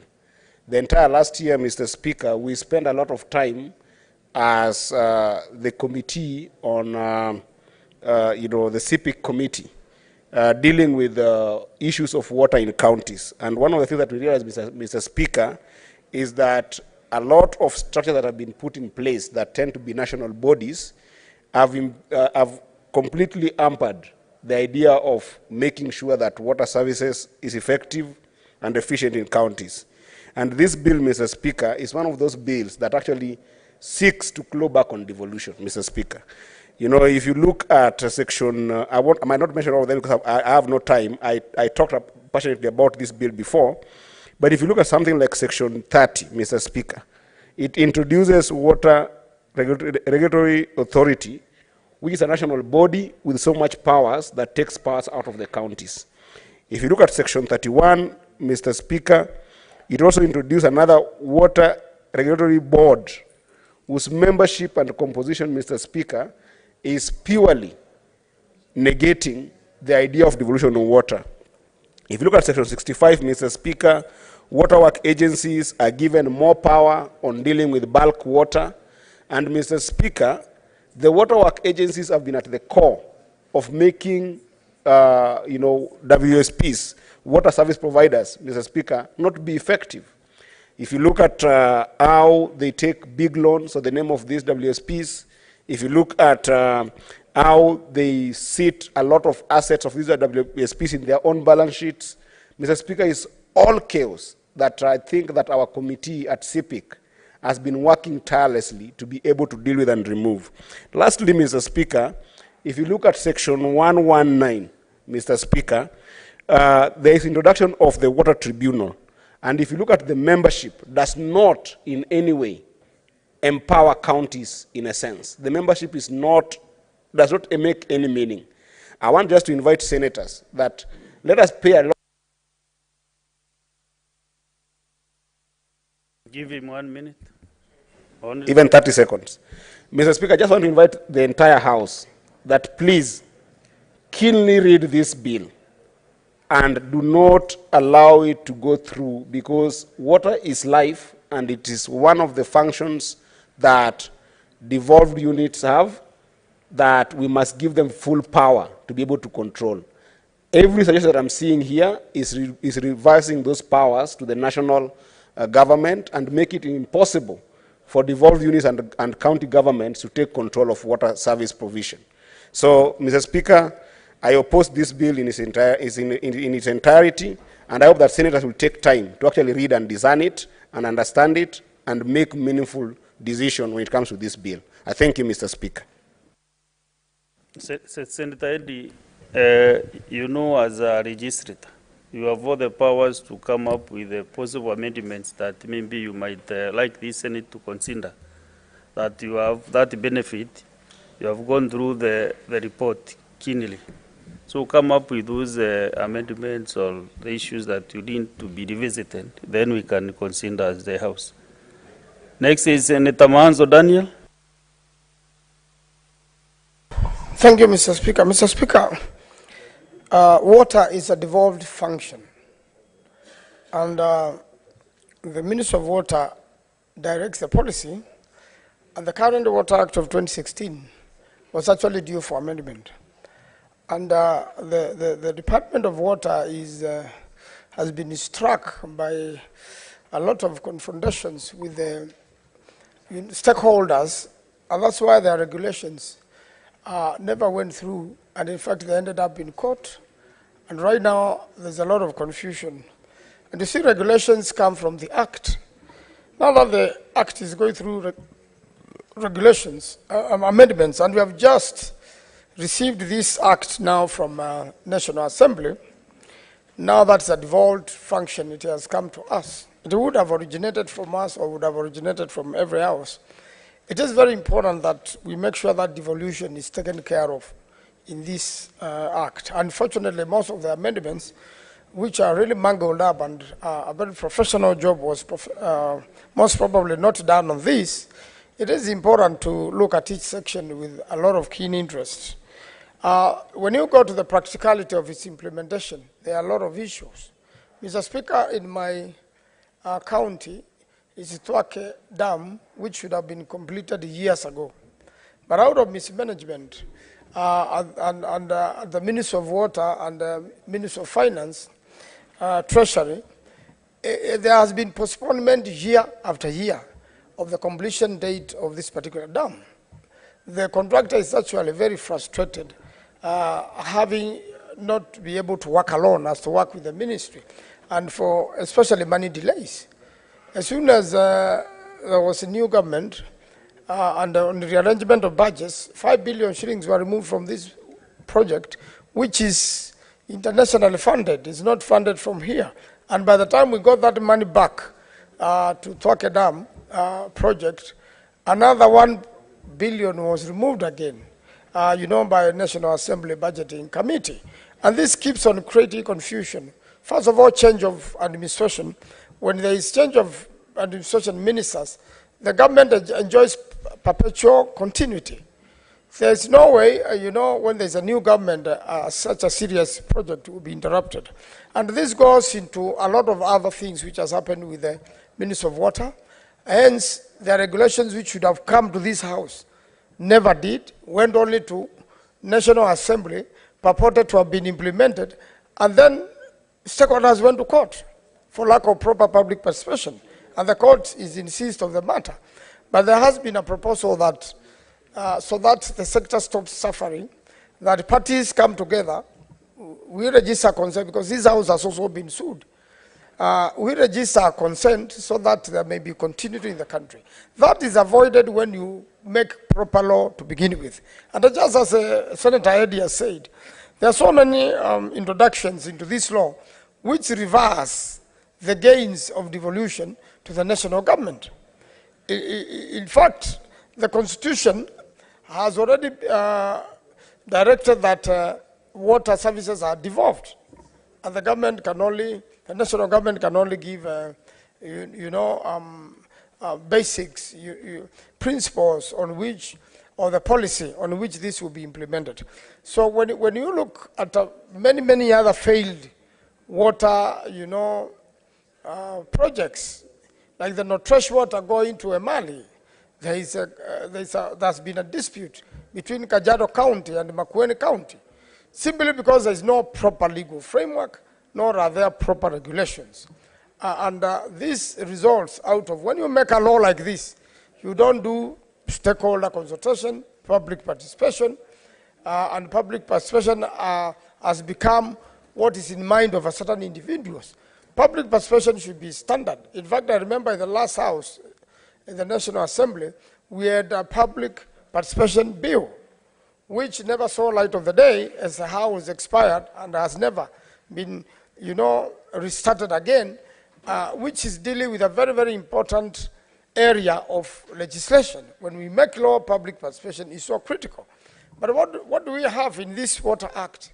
We have cosmetic public participation, just for the records, so that it can come to the House, receive a rubber stamp, and proceed to the executive for another signature.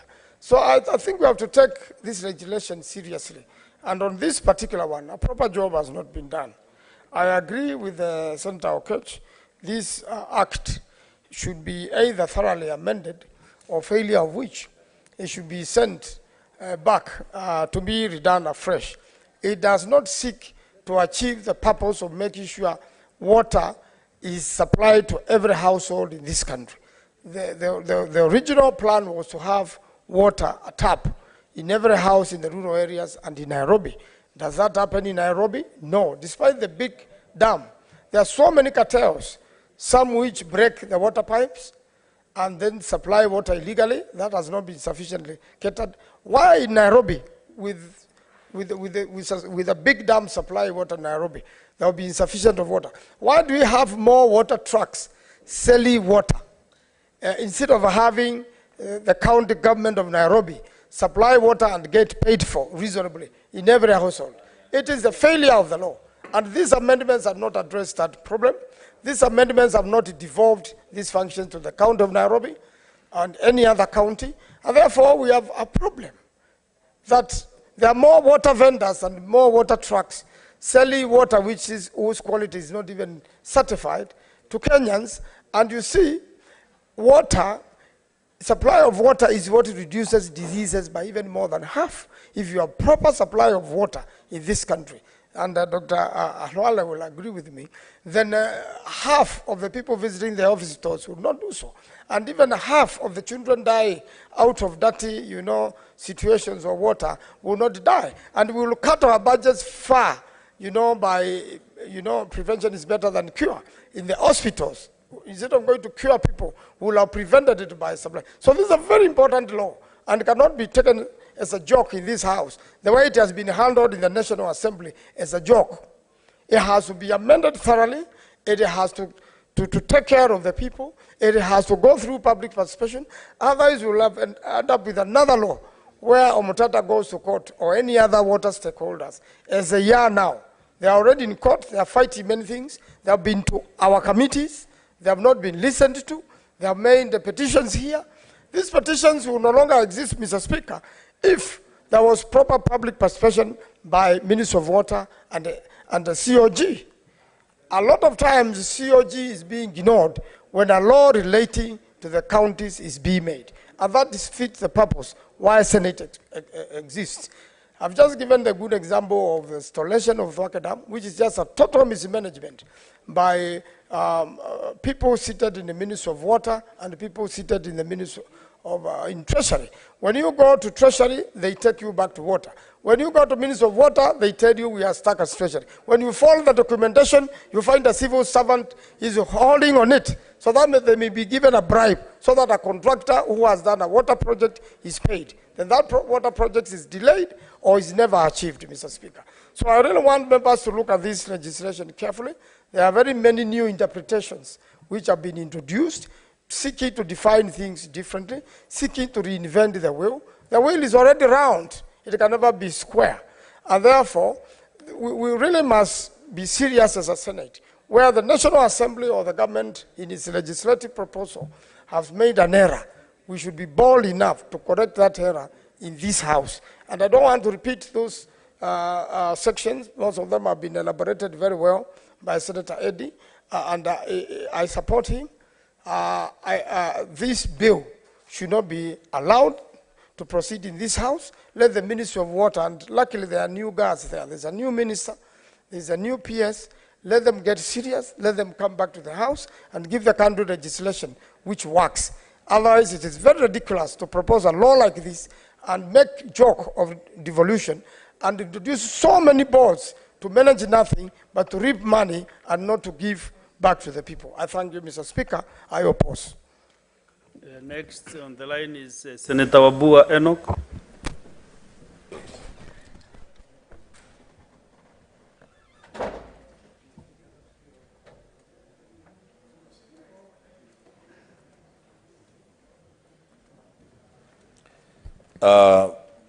I thank you, Mr. Speaker, for this opportunity to also make a contribution to the Water Amendment Bill, Bill number 33 of 2023 from the National Assembly. Mr. Speaker, from the onset, let it go on record that I oppose this bill. Mr. Speaker, in opposing this bill, I want to remind my colleagues, and I've agreed with Senator Alwale that this session we will do serious debate on matters that come to the floor of this House. Mr. Speaker, let us be reminded, all of us, that one of the key responsibilities of this Senate, especially sitting in plenary, is to defend the interests of counties and their governments. So, Speaker, a casual reading of the Constitution, the fourth schedule, Section 2, that section lists water services as a fully devolved function, which means then all matters water fall under the jurisdiction of county governments. So, Speaker, one of the things that this bill is trying to do is actually an attempt, a blatant attempt, to claw back on devolution. Because if you interfere with one function that is devolved, then you are essentially clawing back on devolution. Why do I say this, Mr. Speaker? I will narrow my argument to only two issues. First, look at the constitution of the Water Tribunal as proposed in this amendment bill, clause 119. The entire tribunal consists of national government actors, people seated at the national level. And you ask yourself,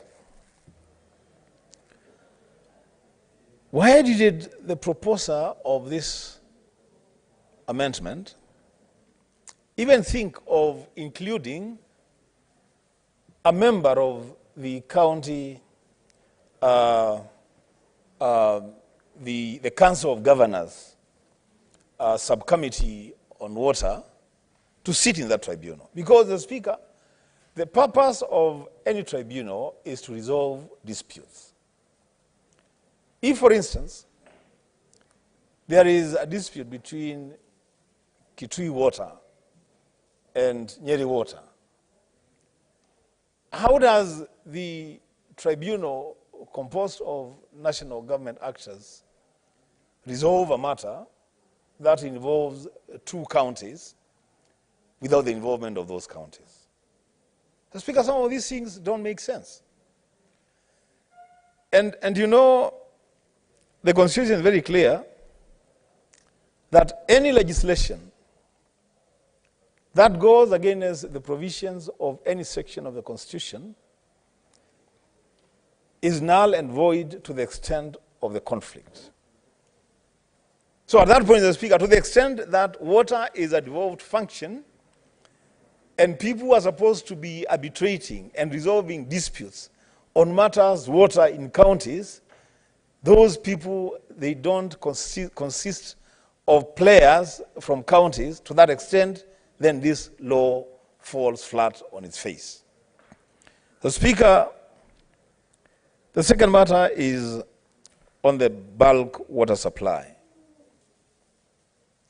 Now, Speaker, this is also very ridiculous. The provisions here are very ridiculous because it is very clear in the Water Act of 2016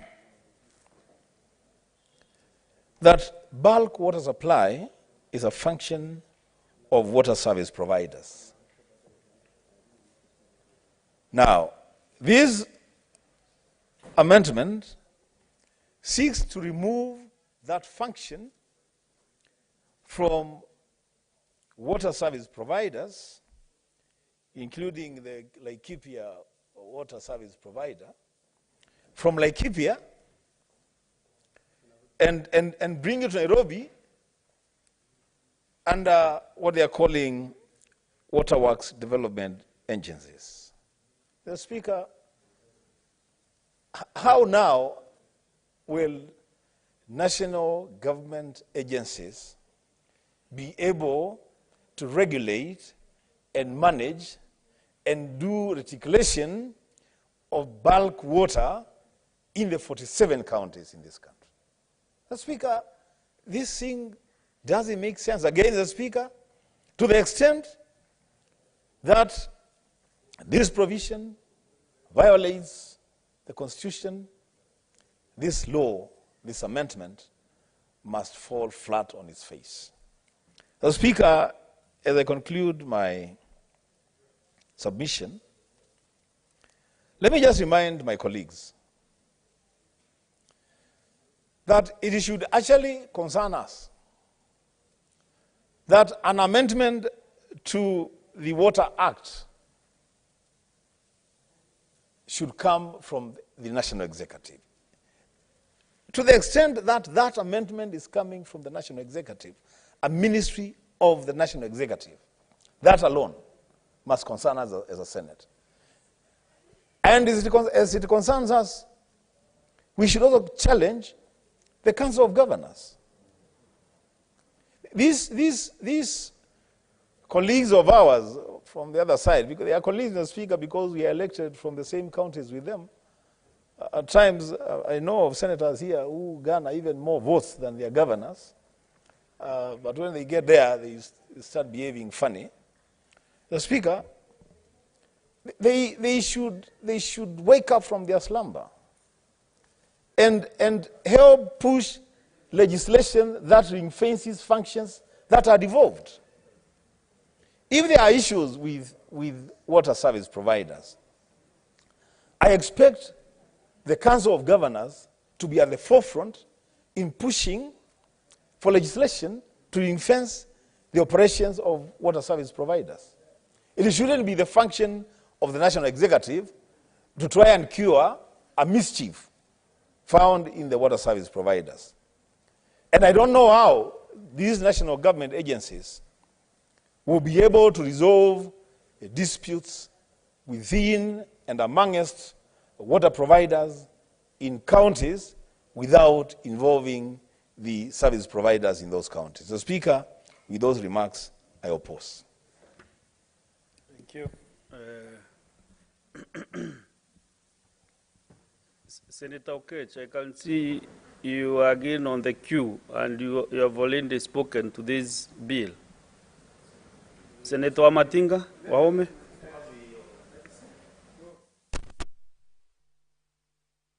Senator Wamatinga. Thank you very much, Mr. Speaker, sir. I stand to support this bill with amendments. Mr. Speaker, sir, I sit in the Water and Lands Committee where this bill has been discussed. We've held various public participation with various stakeholders who have expressed their reservations, some their support, and some of the amendments that needs to be done. Mr. Speaker, sir, we know the Kenya Kwanza government intends to make water a tradable commodity.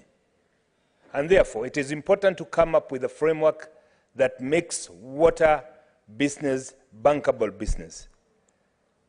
As good as that may be, Mr. Speaker, it is also important to note that water supply, being a devolved function, the county governments which have been starved of the budget from the line ministry, they are left to do the reticulation. Some of them rely on very odd infrastructure, which have seen some counties lose as much as 70% in terms of non-revenue water. Mr. Speaker, sir, to be able to address this, we must come up with a comprehensive solution, which means that because some of the water infrastructure goes close counties, we need to have water development agencies, which as envisaged in the Act of 2016, so that the issues of those water bodies that are closing counties can be addressed. It is also not lost to us, Mr. Speaker, sir, that development of water infrastructure is quite a costly affair. Some of the mega dams that are proposed by the KK government cannot be realized within our budgetary allocation. Looking at the balance sheet of this country, Mr. Speaker, it is important that we come with options that will make this realizable. And that one is one of the ways to make water a tradable commodity, as electricity is, as roads are. Mr. Speaker, sir, having said that, it is also important to note that water being a devolved function, we need to reinforce the operationalization of the Act of 2016 by empowering the water service providers. This cannot be done, Mr. Speaker, sir, with the kind of small budgetary allocation that they get. Therefore, it is important for us to change the way the approach we've been using. We must be deliberate on having a paradigm shift in the way that we approach the financing of this infrastructure. Left to the counties, Mr. Speaker, some counties will never be able to provide their citizens with water because the budgetary allocation and the infrastructure, and some of them even the technology required, is not available at that level. Therefore, Mr. Speaker, it is important that we come up with a law that will ensure that the national government is able to provide the bulk water, and this can then be transferred now to the service providers who can then be able to liquidate it for consumption. The same applies for irrigation, Mr. Speaker. We know, like the High Grand Falls Dam that's proposed in the Rakanithi County, costing about 500 billion. There is no way that county, which receives just a couple of billions, will be able to ever realize that. But looking at the benefits, the long-term benefits, looking at water as a tradable commodity, looking at the benefits of such a dams, it is important that we put a legal framework in place that will encourage investors to come in the country, or even local business people to team up and be able to put up mega dams that will have several advantages. We know, taking for example like the High Grand Falls, it will be producing about 1,000 megawatts. That alone, Mr. Speaker, sir, would be enough revenue to pay for the cost of the construction of the dam, not to mention about thousands of acres that will be brought under irrigation. Therefore, Mr. Speaker, as much as we in the Senate are here to protect devolution, promote devolution, and see devolution work, we must also be pragmatic enough to realize that some of the functions that are supposed to be devolved cannot be achieved with the kind of small budgets that are allocated. And we also must be alive to the fact that some of the functions, especially in the water development in infrastructure, we have close-cutting issues that lies in multiple counties. The mega dams, like now the one, the High Grand Falls, will serve several counties. Therefore, putting a legal framework in place that will be able to govern the construction and later the repayment of the cost of the dam needs to be anchored in a law.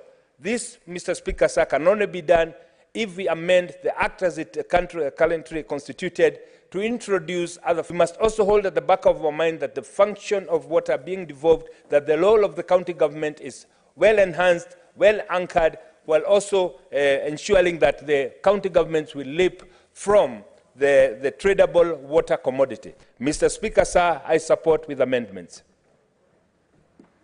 Thank you. Next is Senator Olekina Ledama.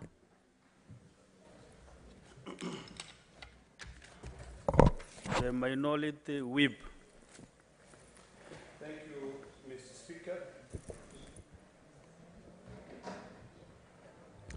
Is it going on? Okay. Thank you, Mr. Speaker. Mr. Speaker, I rise to make some comments, which I hope will lead me towards drafting some amendments to this bill, which in my view has been crafted to be able to commercialize a commodity that is given to us by God for free. Mr. Speaker, I sit in the Public Investment Committee, where we interrogate waterworks, we interrogate water service providers. So I'll be speaking with experience when I comment on this bill. If you read the objects and memorandum of this bill. Sorry, Senator Rekina. Senator Manzo.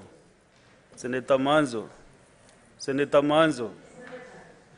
Senator Kajwang. You are kindly consulting law tones. You're interrupting those contributing to this important bill. Honorable Rekina. Thank you, Mr. Speaker. Thank you, Mr. Speaker, for your protection. Mr. Speaker, as I was saying, I sit in the Public Investment Committee, where I get an opportunity to interrogate water service providers, waterworks bodies, in line with the Water Act 2016. Mr. Speaker, when you read these amendments, which are brought about by the Majority Leader of the National Assembly, there's a lot that leads to be desired. Mr. Speaker, why am I saying that? If you read the object and memorandum of this amendment, it is purely to operationalize the public-private partnership of the water bodies or the water resource. When you read the Constitution, water is devolved. There is nowhere in the Constitution that says that water should be a matter that is dealt centrally. And the framers of the Constitution, Mr. Speaker, were very right, because only local people will be able to understand the specific needs of water of their own people. If you now take the powers from the county governments and you bring them to Nairobi, number one, there will be a lot of bureaucracy. People will not be able to make decisions in terms of the needs of the water. Number two, Mr. Speaker, I've heard my good friend, the Chair of Energy, saying that county governments will not have budgets to be able to deal with these issues. Mr. Speaker, when you talk about the issue of bulk water management, if there is water in Murang'a County and the people of Nairobi are benefiting from that water of Murang'a County, because we are the house that defends devolution and the framers of the Constitution, unless my good chair wants to amend the Constitution, the framers of the Constitution devolved water. The best thing we can do is to empower the county government of Murang'a to ensure that they sell that water to the people of Nairobi. It is not quantum physics. It is very simple. You have bulk water. If you have dilapidated infrastructure, I will fix my infrastructure up to the borderline. You want to collect my water, Mr. Speaker, collect it from the borderline, go and distribute it to your people. This business of creating these authorities, which are really bankrupting this nation, if you go to all state departments, Mr. Speaker, right now, it is not that the national budget gives them so much money. Most of them are given loans by the World Bank, they are given loans by the IMF, they are given loans by other development agencies for them to be able to go and sit somewhere in Naivasha and make decisions about people in Narok or how much water they should get. Mr. Speaker, we are missing the point here. This is not only unconstitutional, but it is creating bureaucracies on managing everything, Mr. Speaker. Mr. Speaker, this Kenya Kwanza government really shocks me. You know, every time I sit down here and I read, you know, you look at, even if this bill was due, or this act was due to, for it to be amended. Lekina, there is a point of order from Senator Derito John Kinyua. What is your point of order, Senator Kinyua? Mr. Speaker, I have listened to Senator Olekina, who I respect so much. I don't know he's casting... Which is standing order that you are using to Mr. Speaker, Senator Wamatinga, when he finished his statement, he said, with amendment. So I don't know, he's not agree. What is your point? Which standing order now are you using to prosecute? Standing order number 110, Mr. Speaker, that if what Matangi said, he's just agreeing with him because he's assuming that Senator Matangi made a mistake. Well, Senator Matangi is very clear with with all respect. Matinga. No, yeah, I'm sorry, it's Senator Matinga. Senator, it's true, Mr. Speaker. But Senator Wamatinga was very clear when he said he's supporting with amendment. Concerning the issue of water is devolved, he's very clear about devolution with water, Mr. Speaker.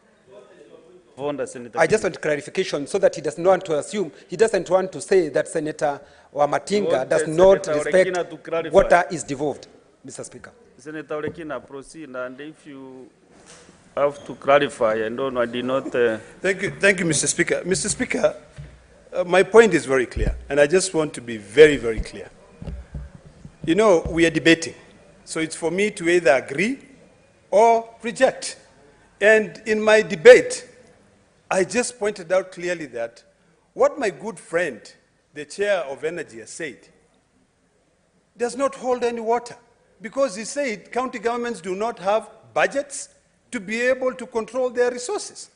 And I said, even the national government is relying on the IMF and the World Bank to borrow loans. And the object and memorandum of this bill, Mr. Speaker, is very clear. And I hope that my good friend, the Commissioner, can be able to read it. It says, the principal object of the bill is to amend the Water Act 2016 for the purpose of operationalizing public-private partnership in the water sector. And I said, which I continue, that I have a serious problem with the policies of this Kenya Kwanza government, because everything has become commercial. Mr. Speaker, the power that now are being given to the Cabinet Secretary here, and the Cabinet Secretary does not really care about county government of Meru. There is another point of order from Senator Wamatinga Wahome. Mr. Speaker, sir, I just wanted to inform my colleague that I did not say that the county government do not have the budget. I said with the kind of allocation that the county governments get, that is point of information, with the kind of allocation that the county governments get. Has he accepted that? Yes, he has accepted. Yes, he's accepted. Mr. Speaker, you know, my chair, him and I just came out from another committee where we were concerned about the Cabinet Secretary's decision and the powers that they have. But that's for another day. Let me try and summarize my points as follows. Mr. Speaker, I firmly believe that it's about time, with the help of the Secretariat, that we set up a committee that scrutinizes bills that are seconded to this House from the National Assembly. And I say that because of the experience of the bills that we send from this House to the National Assembly. Most of the bills that we send from this House to the National Assembly, some of them either do not get concurrence, and those that get concurrence are not prioritized. In fact, most of the time, they are sent to the budget office for them to look at it. They look at the implication. So I think in the same spirit, we should also be looking at the constitutionality of legislation proposals that are brought from the National Assembly. We should not be quick to debate them and to pass them. Because the first thing we should have seen is that the Constitution, under Section 4, Roman numeral number 11, that county governments, the county public works and services, including water and sanitation services, are devolved. So unless you're telling us that you're going to amend this Constitution, or you're going to throw this Constitution out of the way, there's absolutely no way that these amendments will be able to hold. If we are pushed to pass these amendments, someone will go to court, and someone will ask the same question that I'm asking here today. Why can't we not empower Murang'a County, which is providing water to Nairobi County, to be able to sell that water and make money for the people of Murang'a? Why should we create another body that has the powers to borrow money so that it continue dipping us deeper into the hole of debt? Mr. Speaker, the advantage of leaving water services, the county governments, are very clear. It allows for proper public participation. It allows for the people on these counties to be able to get water because they know they are the only ones who understand their needs of water. Now, if you tell me that decisions will be made in Nairobi, with all this bureaucracy, by the time water is distributed in Narok, you know, a child would have already finished primary school and gone to high school. So, Mr. Speaker, I think this bill is ill-advised.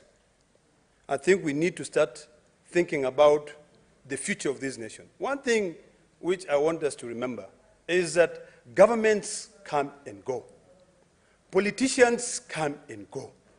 But this country called Kenya must remain and will always remain. So this year, since we have agreed to be able to debate issues, pass legislation that will be able to support this nation, we must come up with amendments to the law that will be future-centric. It will not be laws that will be able to enrich a few individuals. Because the moment you say,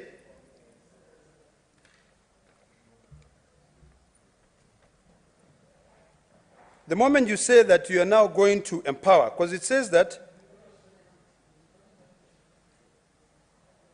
amendment to Clause 6 of the bill on Section 69 Act provides clarity roles between waterworks development agencies and water service provider. What clarity are you seeking there? Water service providers are based in counties. These water agencies that you're giving them so much power, really, what do? It's just busybodies. People just sitting down somewhere and making decisions about water in Mandera, and they're not even in Mandera, Mr. Speaker. So, Mr. Speaker, I want to beseech my colleagues that one, either we stop the debate on this bill, we look at the constitutionality of this bill, because it is affecting our counties. And we're here to protect and defend counties. We need to start thinking about how to promote innovations and flexibility. If we take away a resource from the counties and we now bring it to the central government or the national government to make decisions, how then are we going to become innovative? How are we going to promote, flexibility in terms of managing water resources, which are based locally? You'll find that it's very difficult. Someone will get water, but instead of sharing that water with the local community, they will just, because they're afraid of these waterworks, they will just use that water for themselves. They'll never say it. Yet these waterworks do not have the powers. So this issue of private-public partnership must stop. It is not always the right thing. If you tell me that you're building me a superhighway from Nairobi to Kakamega, and you are inviting private-public partnership on a BOT, build, operate, transfer, I'll support it. But if you're now telling me that you want to commercialize water, that you are bringing in a private party to come in and invest in that water, and then distribute that water, use that water, which is a resource that the county is supposed to be benefiting, I will say no to it.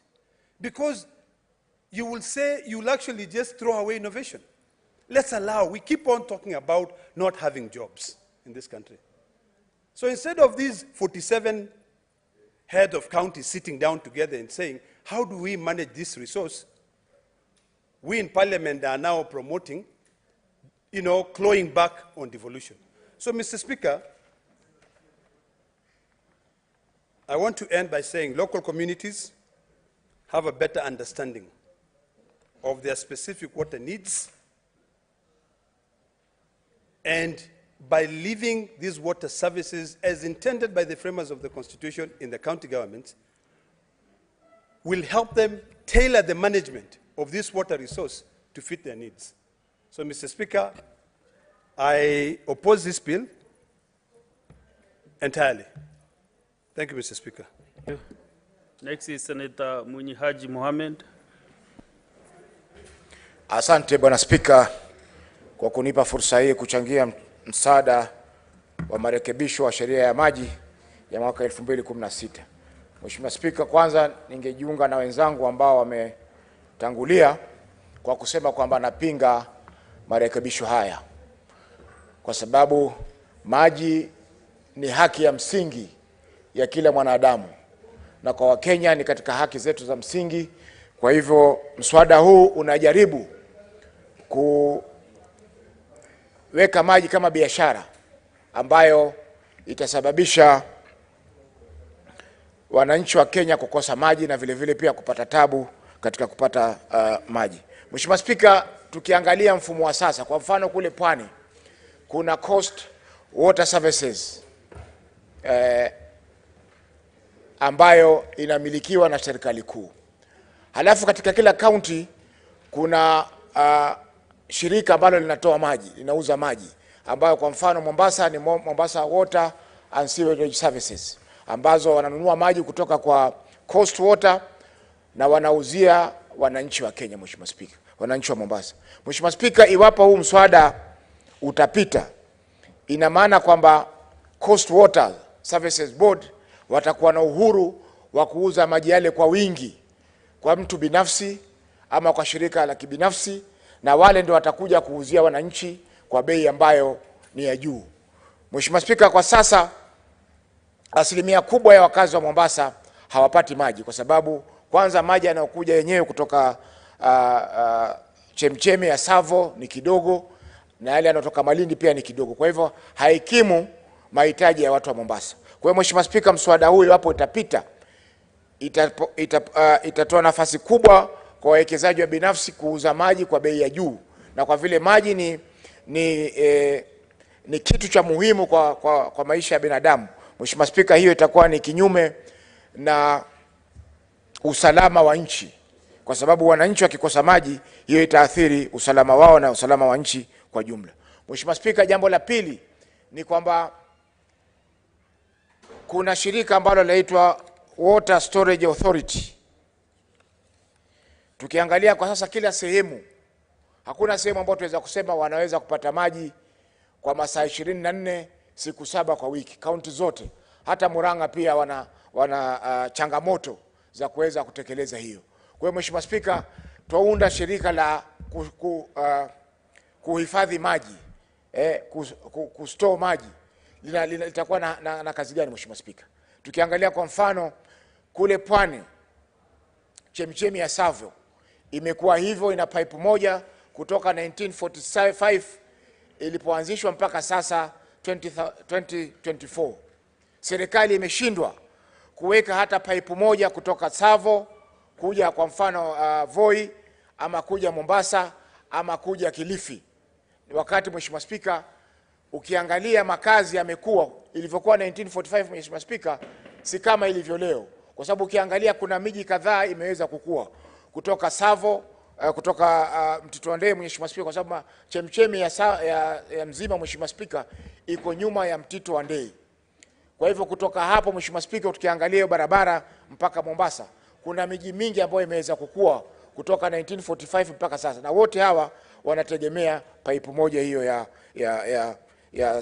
ya Mzima Springs. Kwa hiyo Mheshimiwa Spika, hakuna haja ya kuwa na shirika ambalo litakuwa linahifadhi haya maji, kwa sababu tumeona kwamba kwa sasa hakuna maji ya kutosha ya kuweza kuhakikisha kwamba kila binadamu au kila mwananchi na wanyama pia katika mbuga zetu za wanyamapori wanapata maji ya kutosha kwa matumizi yao. Mheshimiwa Spika, napinga mswada huu na nitakomea hapo. Asante kwa kunipa fursa hii. Senator Edwin Sifuna.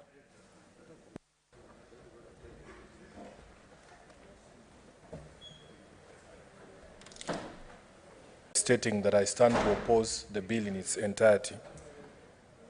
I will start with the principal object of the bill, Mr. Speaker. I have a problem with the principal object of the bill. The principal object of the bill is stated to be operationalization of private-public partnerships in the water sector. Mr. Speaker, we in Nairobi here have had a taste of perhaps the most famous public-private partnership in the country today, and that is the expressway between Mlolongo and Westlands. Many of the people who can afford to use a toll road will tell you that it has improved their lives.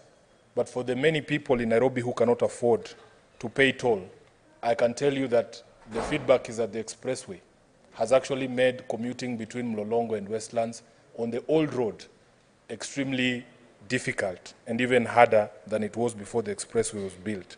Mr. Speaker, this is in addition to a debate we had here last year where the public had to fork out extra money, I think it was about 19 billion shillings, for the rehabilitation of the old Mombasa Road.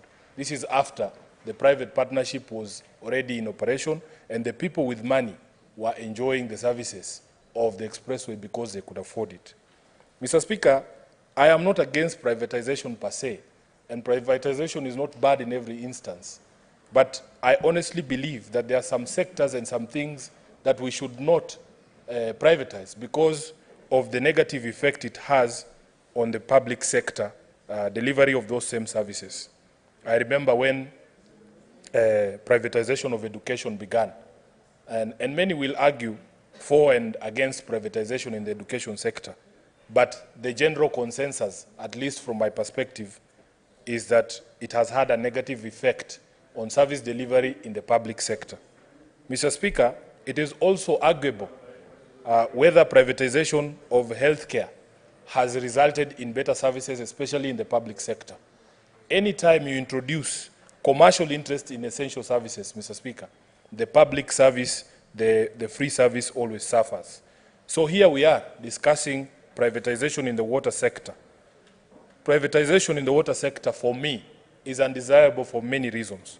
But, Mr. Speaker, those who said water is life knew what they were talking about. If you cannot afford water, you basically cannot afford life. If we are going to be made to pay for life, which is essentially what we are being told is going to happen with the privatization of water, then we are making life itself more expensive and more unbearable. I will give you the example of the water demand in Nairobi, Mr. Speaker.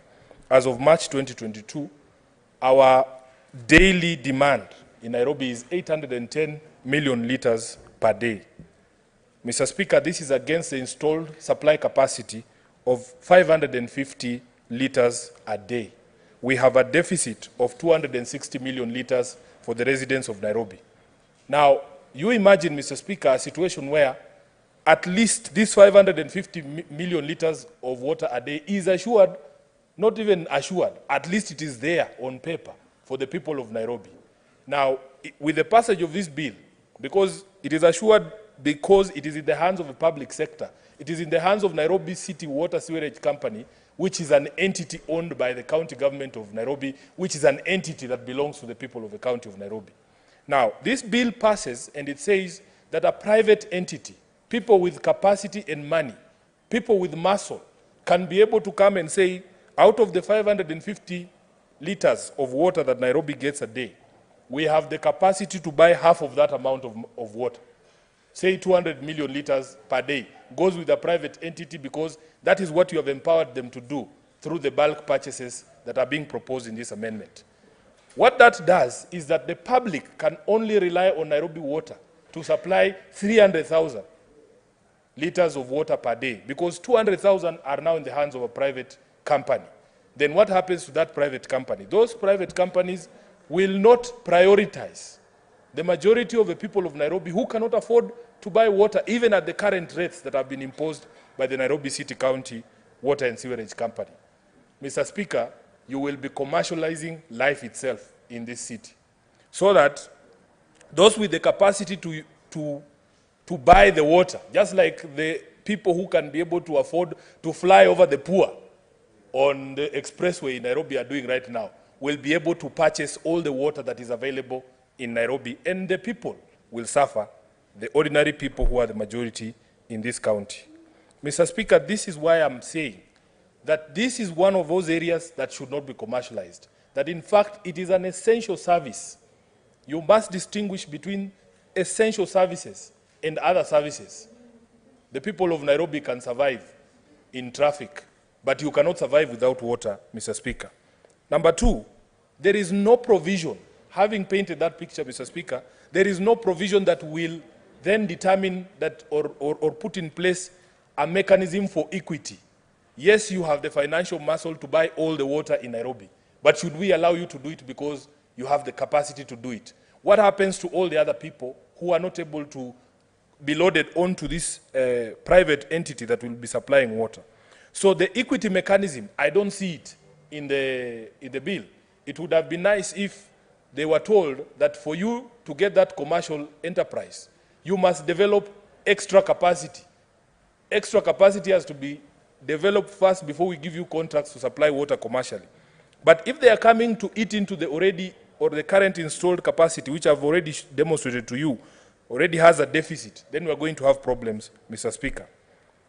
Thirdly, Mr. Speaker, I had opportunity to have a conversation at some point with the Director General of the Nairobi City Water County, Water and Sewerage Board, Engineer Muguna. And he tried to explain to me, now that this is already a scarce commodity, how do you determine who gets water and who doesn't?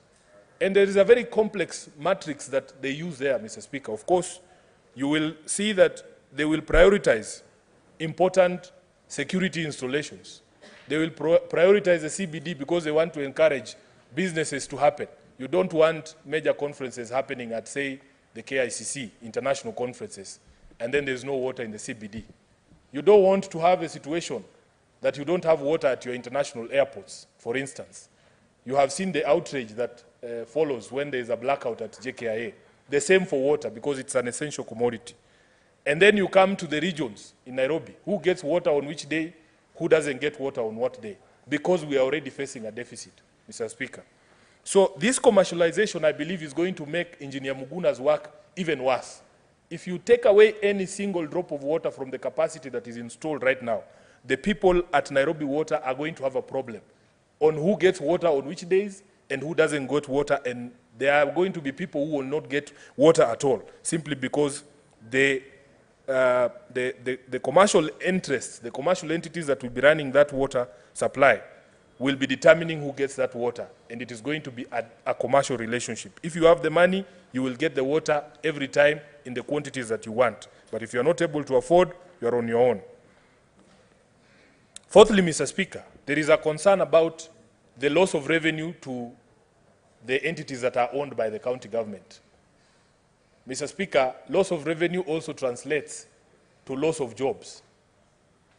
Many workers currently working at the county-owned water services companies are concerned, Mr. Speaker, that once you shift a bulk of the supply of water to private hands, there is no guarantee that their jobs will continue to be tenable. It is very possible that we are staring at job losses. And there is no mechanism in the bill, as currently drafted, Mr. Speaker, to ring-fence or to protect the people currently working at Nairobi Water and Sewerage Company, so that after these commercial contracts have been signed, after the water is now in private hands, after these private companies are the ones running the water business, is there any guarantee that the people working for the Nairobi County Water and Sewerage Company will continue to be in employment? I have not seen that assurance in the bill. Lastly, Mr. Speaker, the question of infrastructure that has been touched on by some of my colleagues. We have already worked and invested a lot of money as a county in Nairobi to put in place the infrastructure, not just for the collection of water, but actually for the distribution of water. Is there any provision in the bill that assures us that the commercial interests, the commercial companies, once they take over the bulk water, will develop their own distribution infrastructure? Will that infrastructure be flying on top of our existing infrastructure the way that the expressway does? What is it going to do to the infrastructure that already exists?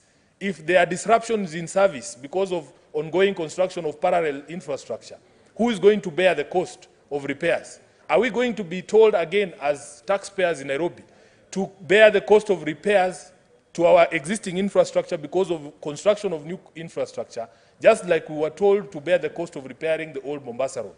I have not been assured in the current bill that any of those things have been thought about. Mr. Speaker, I had my governor, Johnson Sakaja, just recently in a church service, saying that we have secured as a city 15 billion shillings for new water projects, which is to increase the capacity of the city county to be able to provide this precious commodity. I don't know where that leaves us. Is this 15 billion shillings supposed to be for the people of Nairobi, for the development of the capacity of Nairobi City Water and Sewerage Company? Or we are doing this so that we can be able to enable private entities to come in as suppliers of water? Mr. Speaker, there's a project that is ongoing called the Northern Collector Tunnel. At the completion of the first phase, we are expecting an additional 140 million liters of water per day.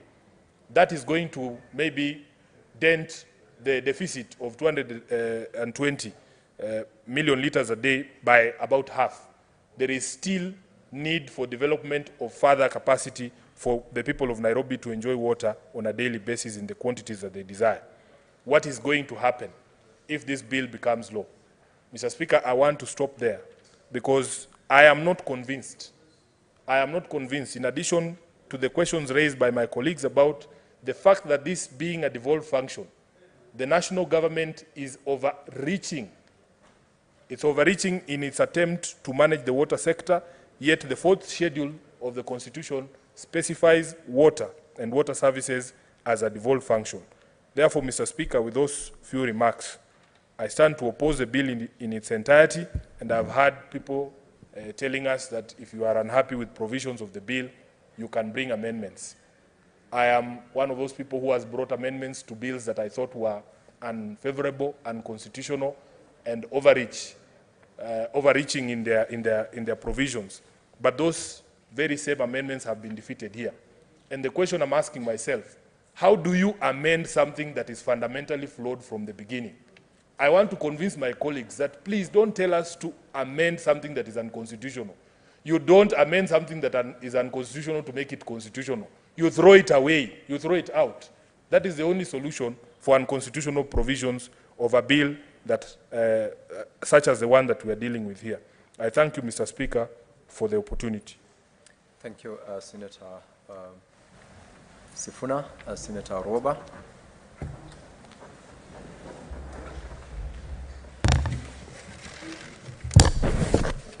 Thank you, Mr. Speaker, for giving me this opportunity to weigh in on this bill, on the Water Amendment Bill.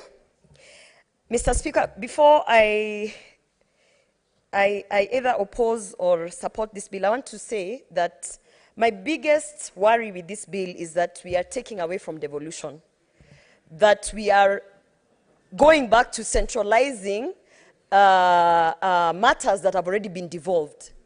When I read some of the amendments, particularly just a statement such as the one there on 2A, at the national government level, a state department, agency, or state corporation which intends to have its functions undertaken by a private party. We are basically saying that after the introduction of devolution and after devolving functions for purposes of efficiency, such that the people on the county and the grassroots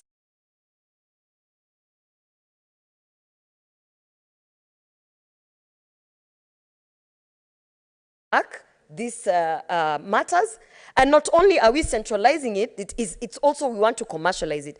Now, do I have a problem with it, with water being commercialized? I don't think the problem is water being commercialized. The question then becomes, by commercializing this service, are we actually bringing the cost down? Are we ensuring that now all the Kenyans in every single part of this country are receiving the water? That is the main question, because some people will say we don't want to commercialize it. But if you look at some of the things that we're dealing with under Kenya Power, we are always pushing to have it commercialized so that we can have competition, so that we can have so many other players to bring down the cost of electricity. So commercializing it is not the problem.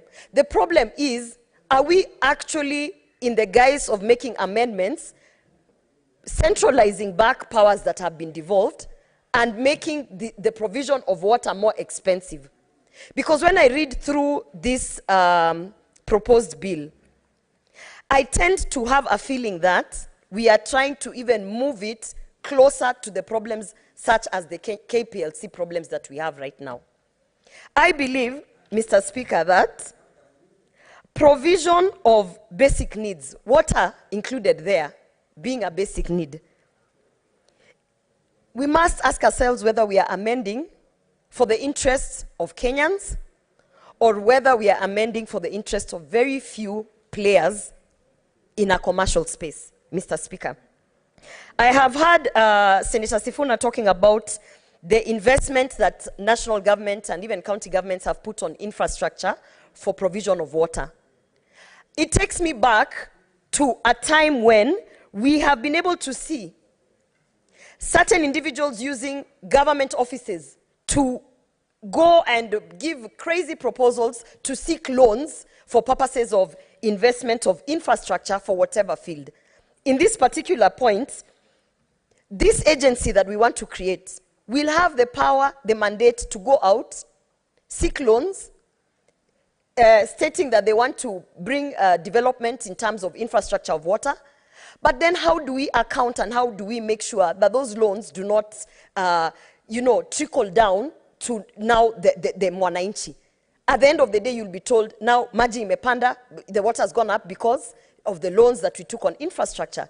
I think if we're talking about ensuring that water provision is being is effective down to the grassroots, then let us talk about all these amendments, but from a grassroots and a devolved perspective, such that if we're talking about having PPPs, private-public partnerships, let us talk about PPPs on a county, on a devolved unit, so that we are not losing the water service providers in terms of now centralizing them back to a national government and then having them negotiate with national government on provision of water to their people.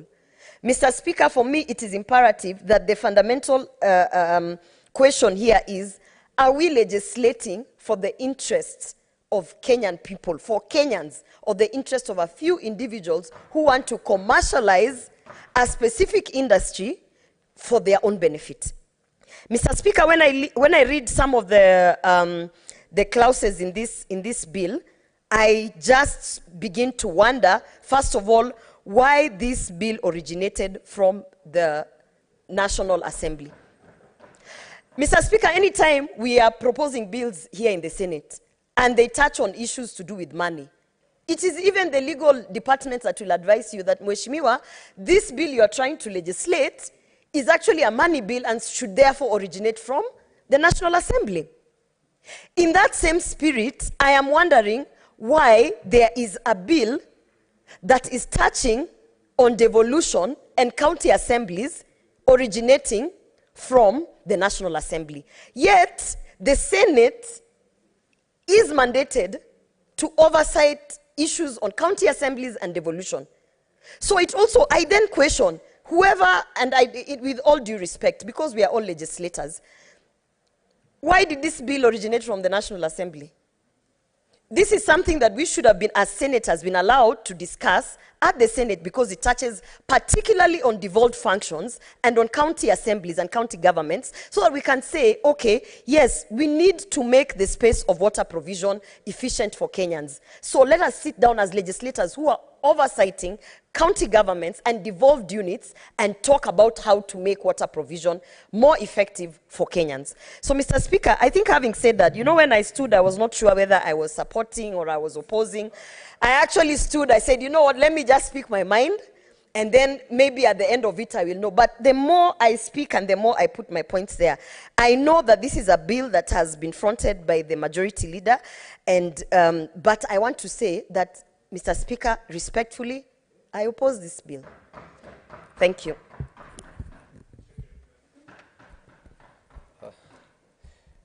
Honorable Senators, I have got communication to make with regards to a visiting institution. And in the public gallery, we have 48 students accompanied by 6 teachers from Lesirwo Secondary School in Kericho County who are undertaking an educational visit in the Senate. Honorable Senators, in our usual tradition of receiving and welcoming visitors to Parliament, I extend a warm welcome to them, and on behalf of the Senate and on my own behalf, wish them a fruitful visit. I thank you, and I would request the Majority Whip on behalf of the Senator for Kericho to also, under 1 minute, welcome the delegation.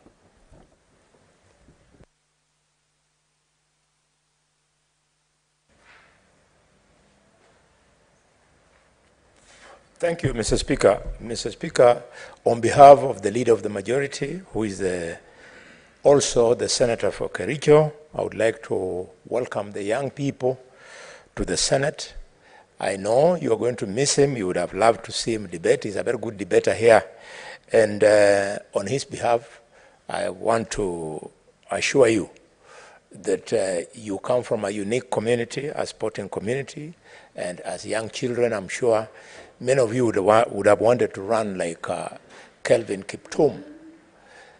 The entire Senate is also mourning with you young people from that area, and we wish you well. I hope one of you will fit the large shoes of Kiptum, the late, because you seem to have the DNA of running.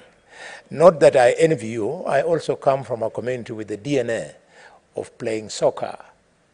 So, Mr. Speaker, my pleasure, and I wish the young people well and a good stay in the Senate. Thank you very much. Thank you very much, Senator Majority Whip. Senator Osotsi Godfrey Atieno, sorry.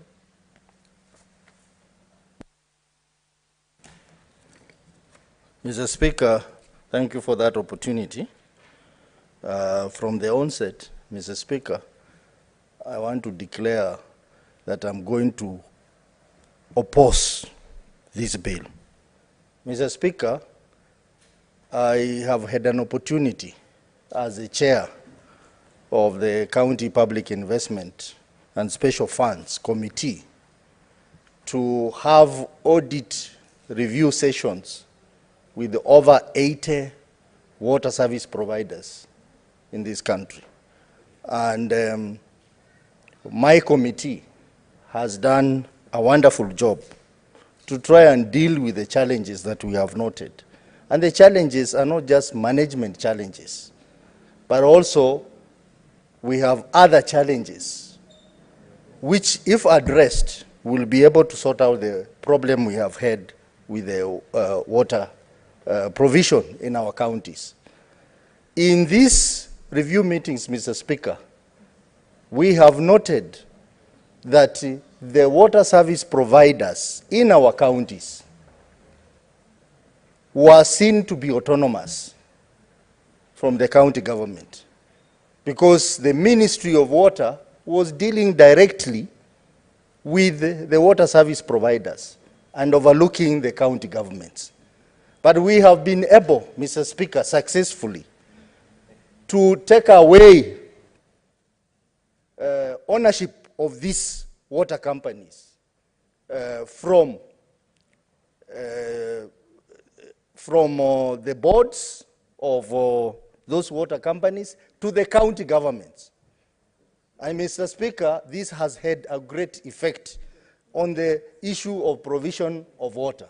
One example, Mr. Speaker, a county where water service provision was being managed badly was your own county, Mr. Speaker. The other one was Muranga County, where cartels were running water companies without the involvement of county government. We have been able to take it back to the county government and made a raft of recommendations on how these water companies should run.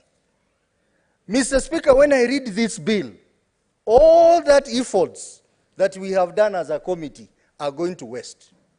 Because this bill tries to do the contrary.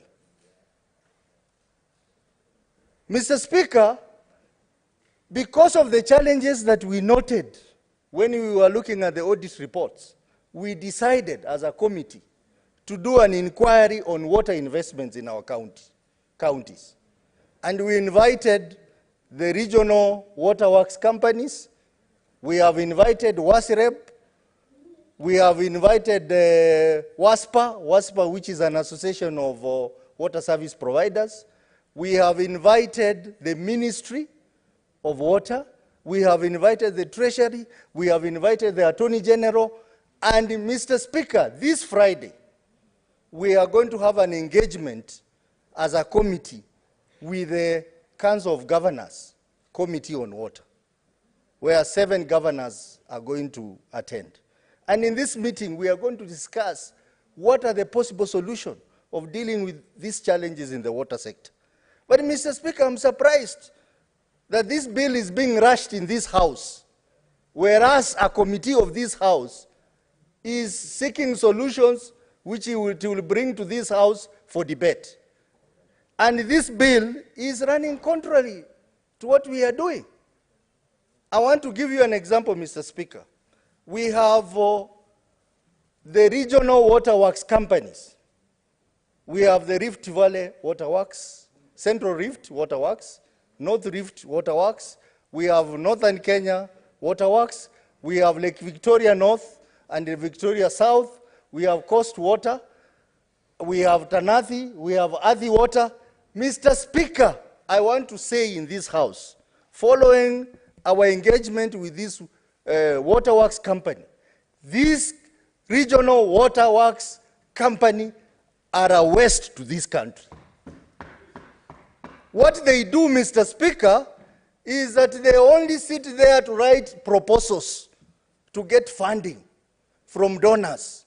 Then once the money comes, they build water projects without the engagement of counties, and then they purport to hand over those water projects to counties just a mere letter. And in those agreements, governors are not involved in negotiating those agreements. It's only the Treasury. The Ministry of Water is involved, but the counties are not involved. And then they come and build waterworks, then they leave them there idle, or they hand over to themselves. Mr. Speaker, we have found out that the loans that were taken by these water companies have never been repaid. Billions of money. They have never been repaid. But what this bill is doing is simply giving those companies more powers. More powers in bulk water supply, more powers in even doing what county water service providers are supposed to be doing.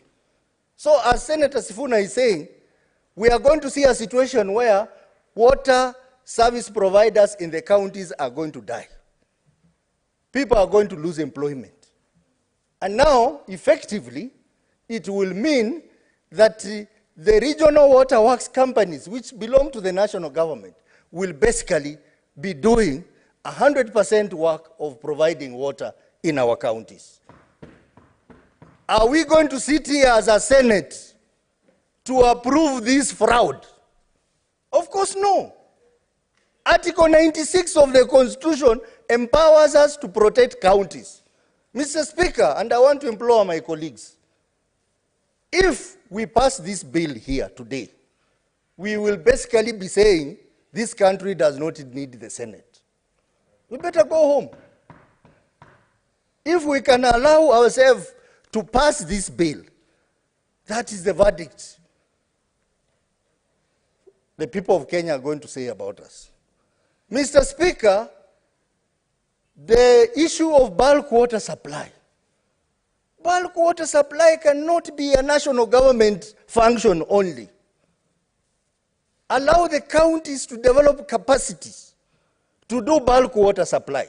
But this bill simply limits that to the national government by giving that role to the regional waterworks authorities and the storage water authority. Mr. Speaker, when you talk about privatization, we all support privatization. But we must know that public-private partnerships are not cheap, they're expensive. So what we are going to see is a scenario where the cost of water is going to shoot up. It's going to go up. The moment we pass this bill, that is what is going to happen. Mr. Speaker, this House exists to protect devolution. But the biggest enemy of devolution in this country, and I want to say it today, is the bureaucrats in government. They are the ones who scheme to bring such bills to this House. If you are not careful, you pass them. But once you pass them, you are passing corruption. The billions of money that Kenyan people have been forced to borrow on those water projects that have not been paid, this bill is going to sanitize that. Mr. Speaker, I would request my colleagues, if you allow, that this bill be stood down. allow the committee that was doing this work to bring a report to this House, read it through, see the challenges, look at the solutions, then we can look at this bill, and I'm sure, Mr. Speaker, you are going to appreciate that this bill is the worst bill I have ever seen since I started working as a member of parliament. It will not just take water provision to the national government, but it's going to create worse problems in the water sector. When you say the regulation of water, which has been done by this WASREB, and we have had problems with the WASREB, because WASREB is regulating water, but is a national body which is being financed by water service providers which are in counties. They don't receive any budget from the exchequer. They don't receive any exchequer from the national government, but they are financed by the water service providers which are based in counties. And now you are saying that these people are now the ones who are going to license who provides bulk water, including private companies. And at the same time, they are being financed by county governments. Mr. Speaker, we have to relook at these things in totality and make the right decision, and I believe the right decision is total rejection of this bill.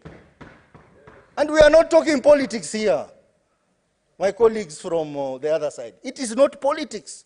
This is basically one devolution, which every senator here, regardless of which political party brought you to this House, you have a role to protect devolution. Number two, we do not want to be part of the mess that the Senate that passed this motion has created more mess in the water sector than resolving the problems. Mr. Speaker, allow us to go and handle the engagement with the COG and do a report which we will bring to this House that members can go through, and it is going to be the best guide to deal with this challenge that we have before us because of having an engagement with over 80 water service providers and also the various entities in the water sector, so that we give you the best way forward. Mr. Speaker, I oppose. Thank you so much, Senator Osotsi. I call upon Senator Abbas Mohammed. Honorable Speaker, thank you for giving me the opportunity. Actually, it's a very unfortunate situation. Yesterday when I was talking here, I said devolution is under attack. And one of the team that wants to capture this House is the leadership in the National Assembly. It's a very unfortunate situation that the National Assembly now became a renegade to the welfare of Kenyans. That bills have been hashed, and actually it is actually detrimental to the welfare of Kenyans. Water is a very essential service, commodity. It's a natural gift from God. We don't object to commercialize it, but unfortunately, how it is done is not acceptable. Because water is totally devolved function. We have got over 20 water agencies in this country. We don't even know what they do. They use a lot of taxpayers' money. And as rightly said by my colleague Osisi, they get loans, the money is misused, and nobody is paying it. It's just the taxpayers' money is actually being held in custody.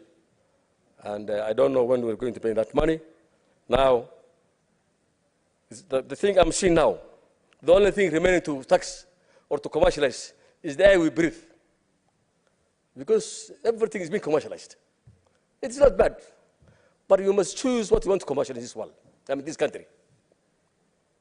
And I pray that the air we breathe will not be commercialized. Otherwise, as it is, it's a very unfortunate situation. Honorable Speaker, water is life, an essential service. Because if you now commercialize water, especially the bulk water, Kenyans are surviving on irrigation, the food that we take, the sugar that we harvest. everything is actually being used for irrigation is water from the rivers. If you commercialize this water, then food production cost increases, the cost of food increases, the accessibility to water becomes very costly. And this country, I don't know where we're going to end now. So, Honourable Speaker, there will be a lot of restrictions. You see, just take an example. Kenya Power Lighting has some dams around Embu, many places. Sometimes those communities, that community goes without water. The water is in the dam, the next neighborhood does not have water. So if you don't want to commercialize each and every single cubic meter of water, then it's going to be very unfortunate. Honourable Speaker, that bill is actually in bad taste, and it should be rejected in totality. For one, I am coming from a pastoral area. Tomorrow when you say that the bulk water will be commercialized, my animals cannot access the river. We cannot afford to pay. We can't afford to pay water. Animals will die. Yeah? Because the rivers now will be restricted. The dams will be restricted. So we're going to miss water for animals. Because now it's been actually, we're complaining of drought and all these things. Tomorrow when water is commercialized, then I think the most disadvantaged people will be my own community who keep animals at large numbers. And about 20% of the Kenya now thrive on those animals. Therefore, you know, we have been told that we're going to build low-cost housing. It's a very good idea. Yes, that's so that Kenyans can access affordable houses. What is happening today? Houses have been demolished. People are missing their own houses. The same houses that have been constructed, is not going to the poor. It is not going to the owner of the house that you demolished. So what are you doing? So this is actually unfortunate, a very, very unfortunate situation. I think there's a lot of affinity for commercialization. Yes, we have no problem if it's going to bring development. But you must actually digest whatever action the government is going to take. And I want to tell our colleagues in the National Assembly, stop being renegade to this country, that they want to take and handle everything. And I said the other day, yesterday, when I said that the village is under attack, this is actually one of the things that's going to finish devolution. Because, honestly, you see, you are giving somebody who has never invested in any of the area. The rivers are flowing. The dams have been done in Wajir, and done in Nyeri, in Muranga, and everywhere. Then somebody just comes with a bag of money, takes over the water, he benefits out of it and makes a business out of it, billions out of it. This is what's happening in the housing business. The low-cost houses, the government land is taken, it is not valued, it is not costed, it is just taken freely. Somebody builds a house, he sells to you again. So what are we doing here? Therefore, Honorable Speaker, I think, you know, I was just talking the other day, I was looking at a TV, what's happening now in Israel and Gaza. The Gaza cannot even access the rivers. So if you give to a commercial person these rivers and these dams you're talking about, then you will never access water again. You can see what's happening in Nairobi. We are thriving on water business. This city does not even have, the water is there, it's flowing. The water is there, available, but this is commercialized. So everybody has bought a water buzzer, and the taps are closed, and then we're buying water at a very expensive cost, I mean a high cost. So with those few remarks, Honorable Speaker, I beg to oppose this motion, this bill. Thank you. Thank you, Senator Abbas. Calling upon Senator Muma Catherine.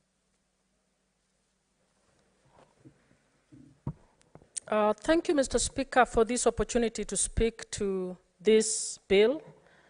Mr. Speaker, we all know that water is a devolved function. Mr. Speaker, currently we have a number of water companies that have been providing services. And Mr. Speaker, we need to be transitioning to a level where water services are fully devolved. This bill, as provided, is in bad taste, in my view. Mr. Speaker, when this government came in, one of the things they promised was to support devolution fully.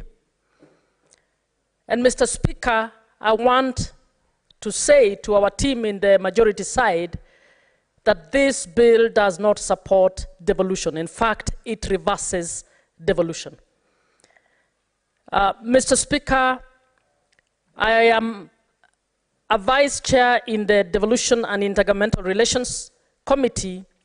One of the things we've been trying to do is to get a meeting with the national government department in charge of devolution to actually churn a way out in which we can establish better intergovernmental relations between national government and county governments.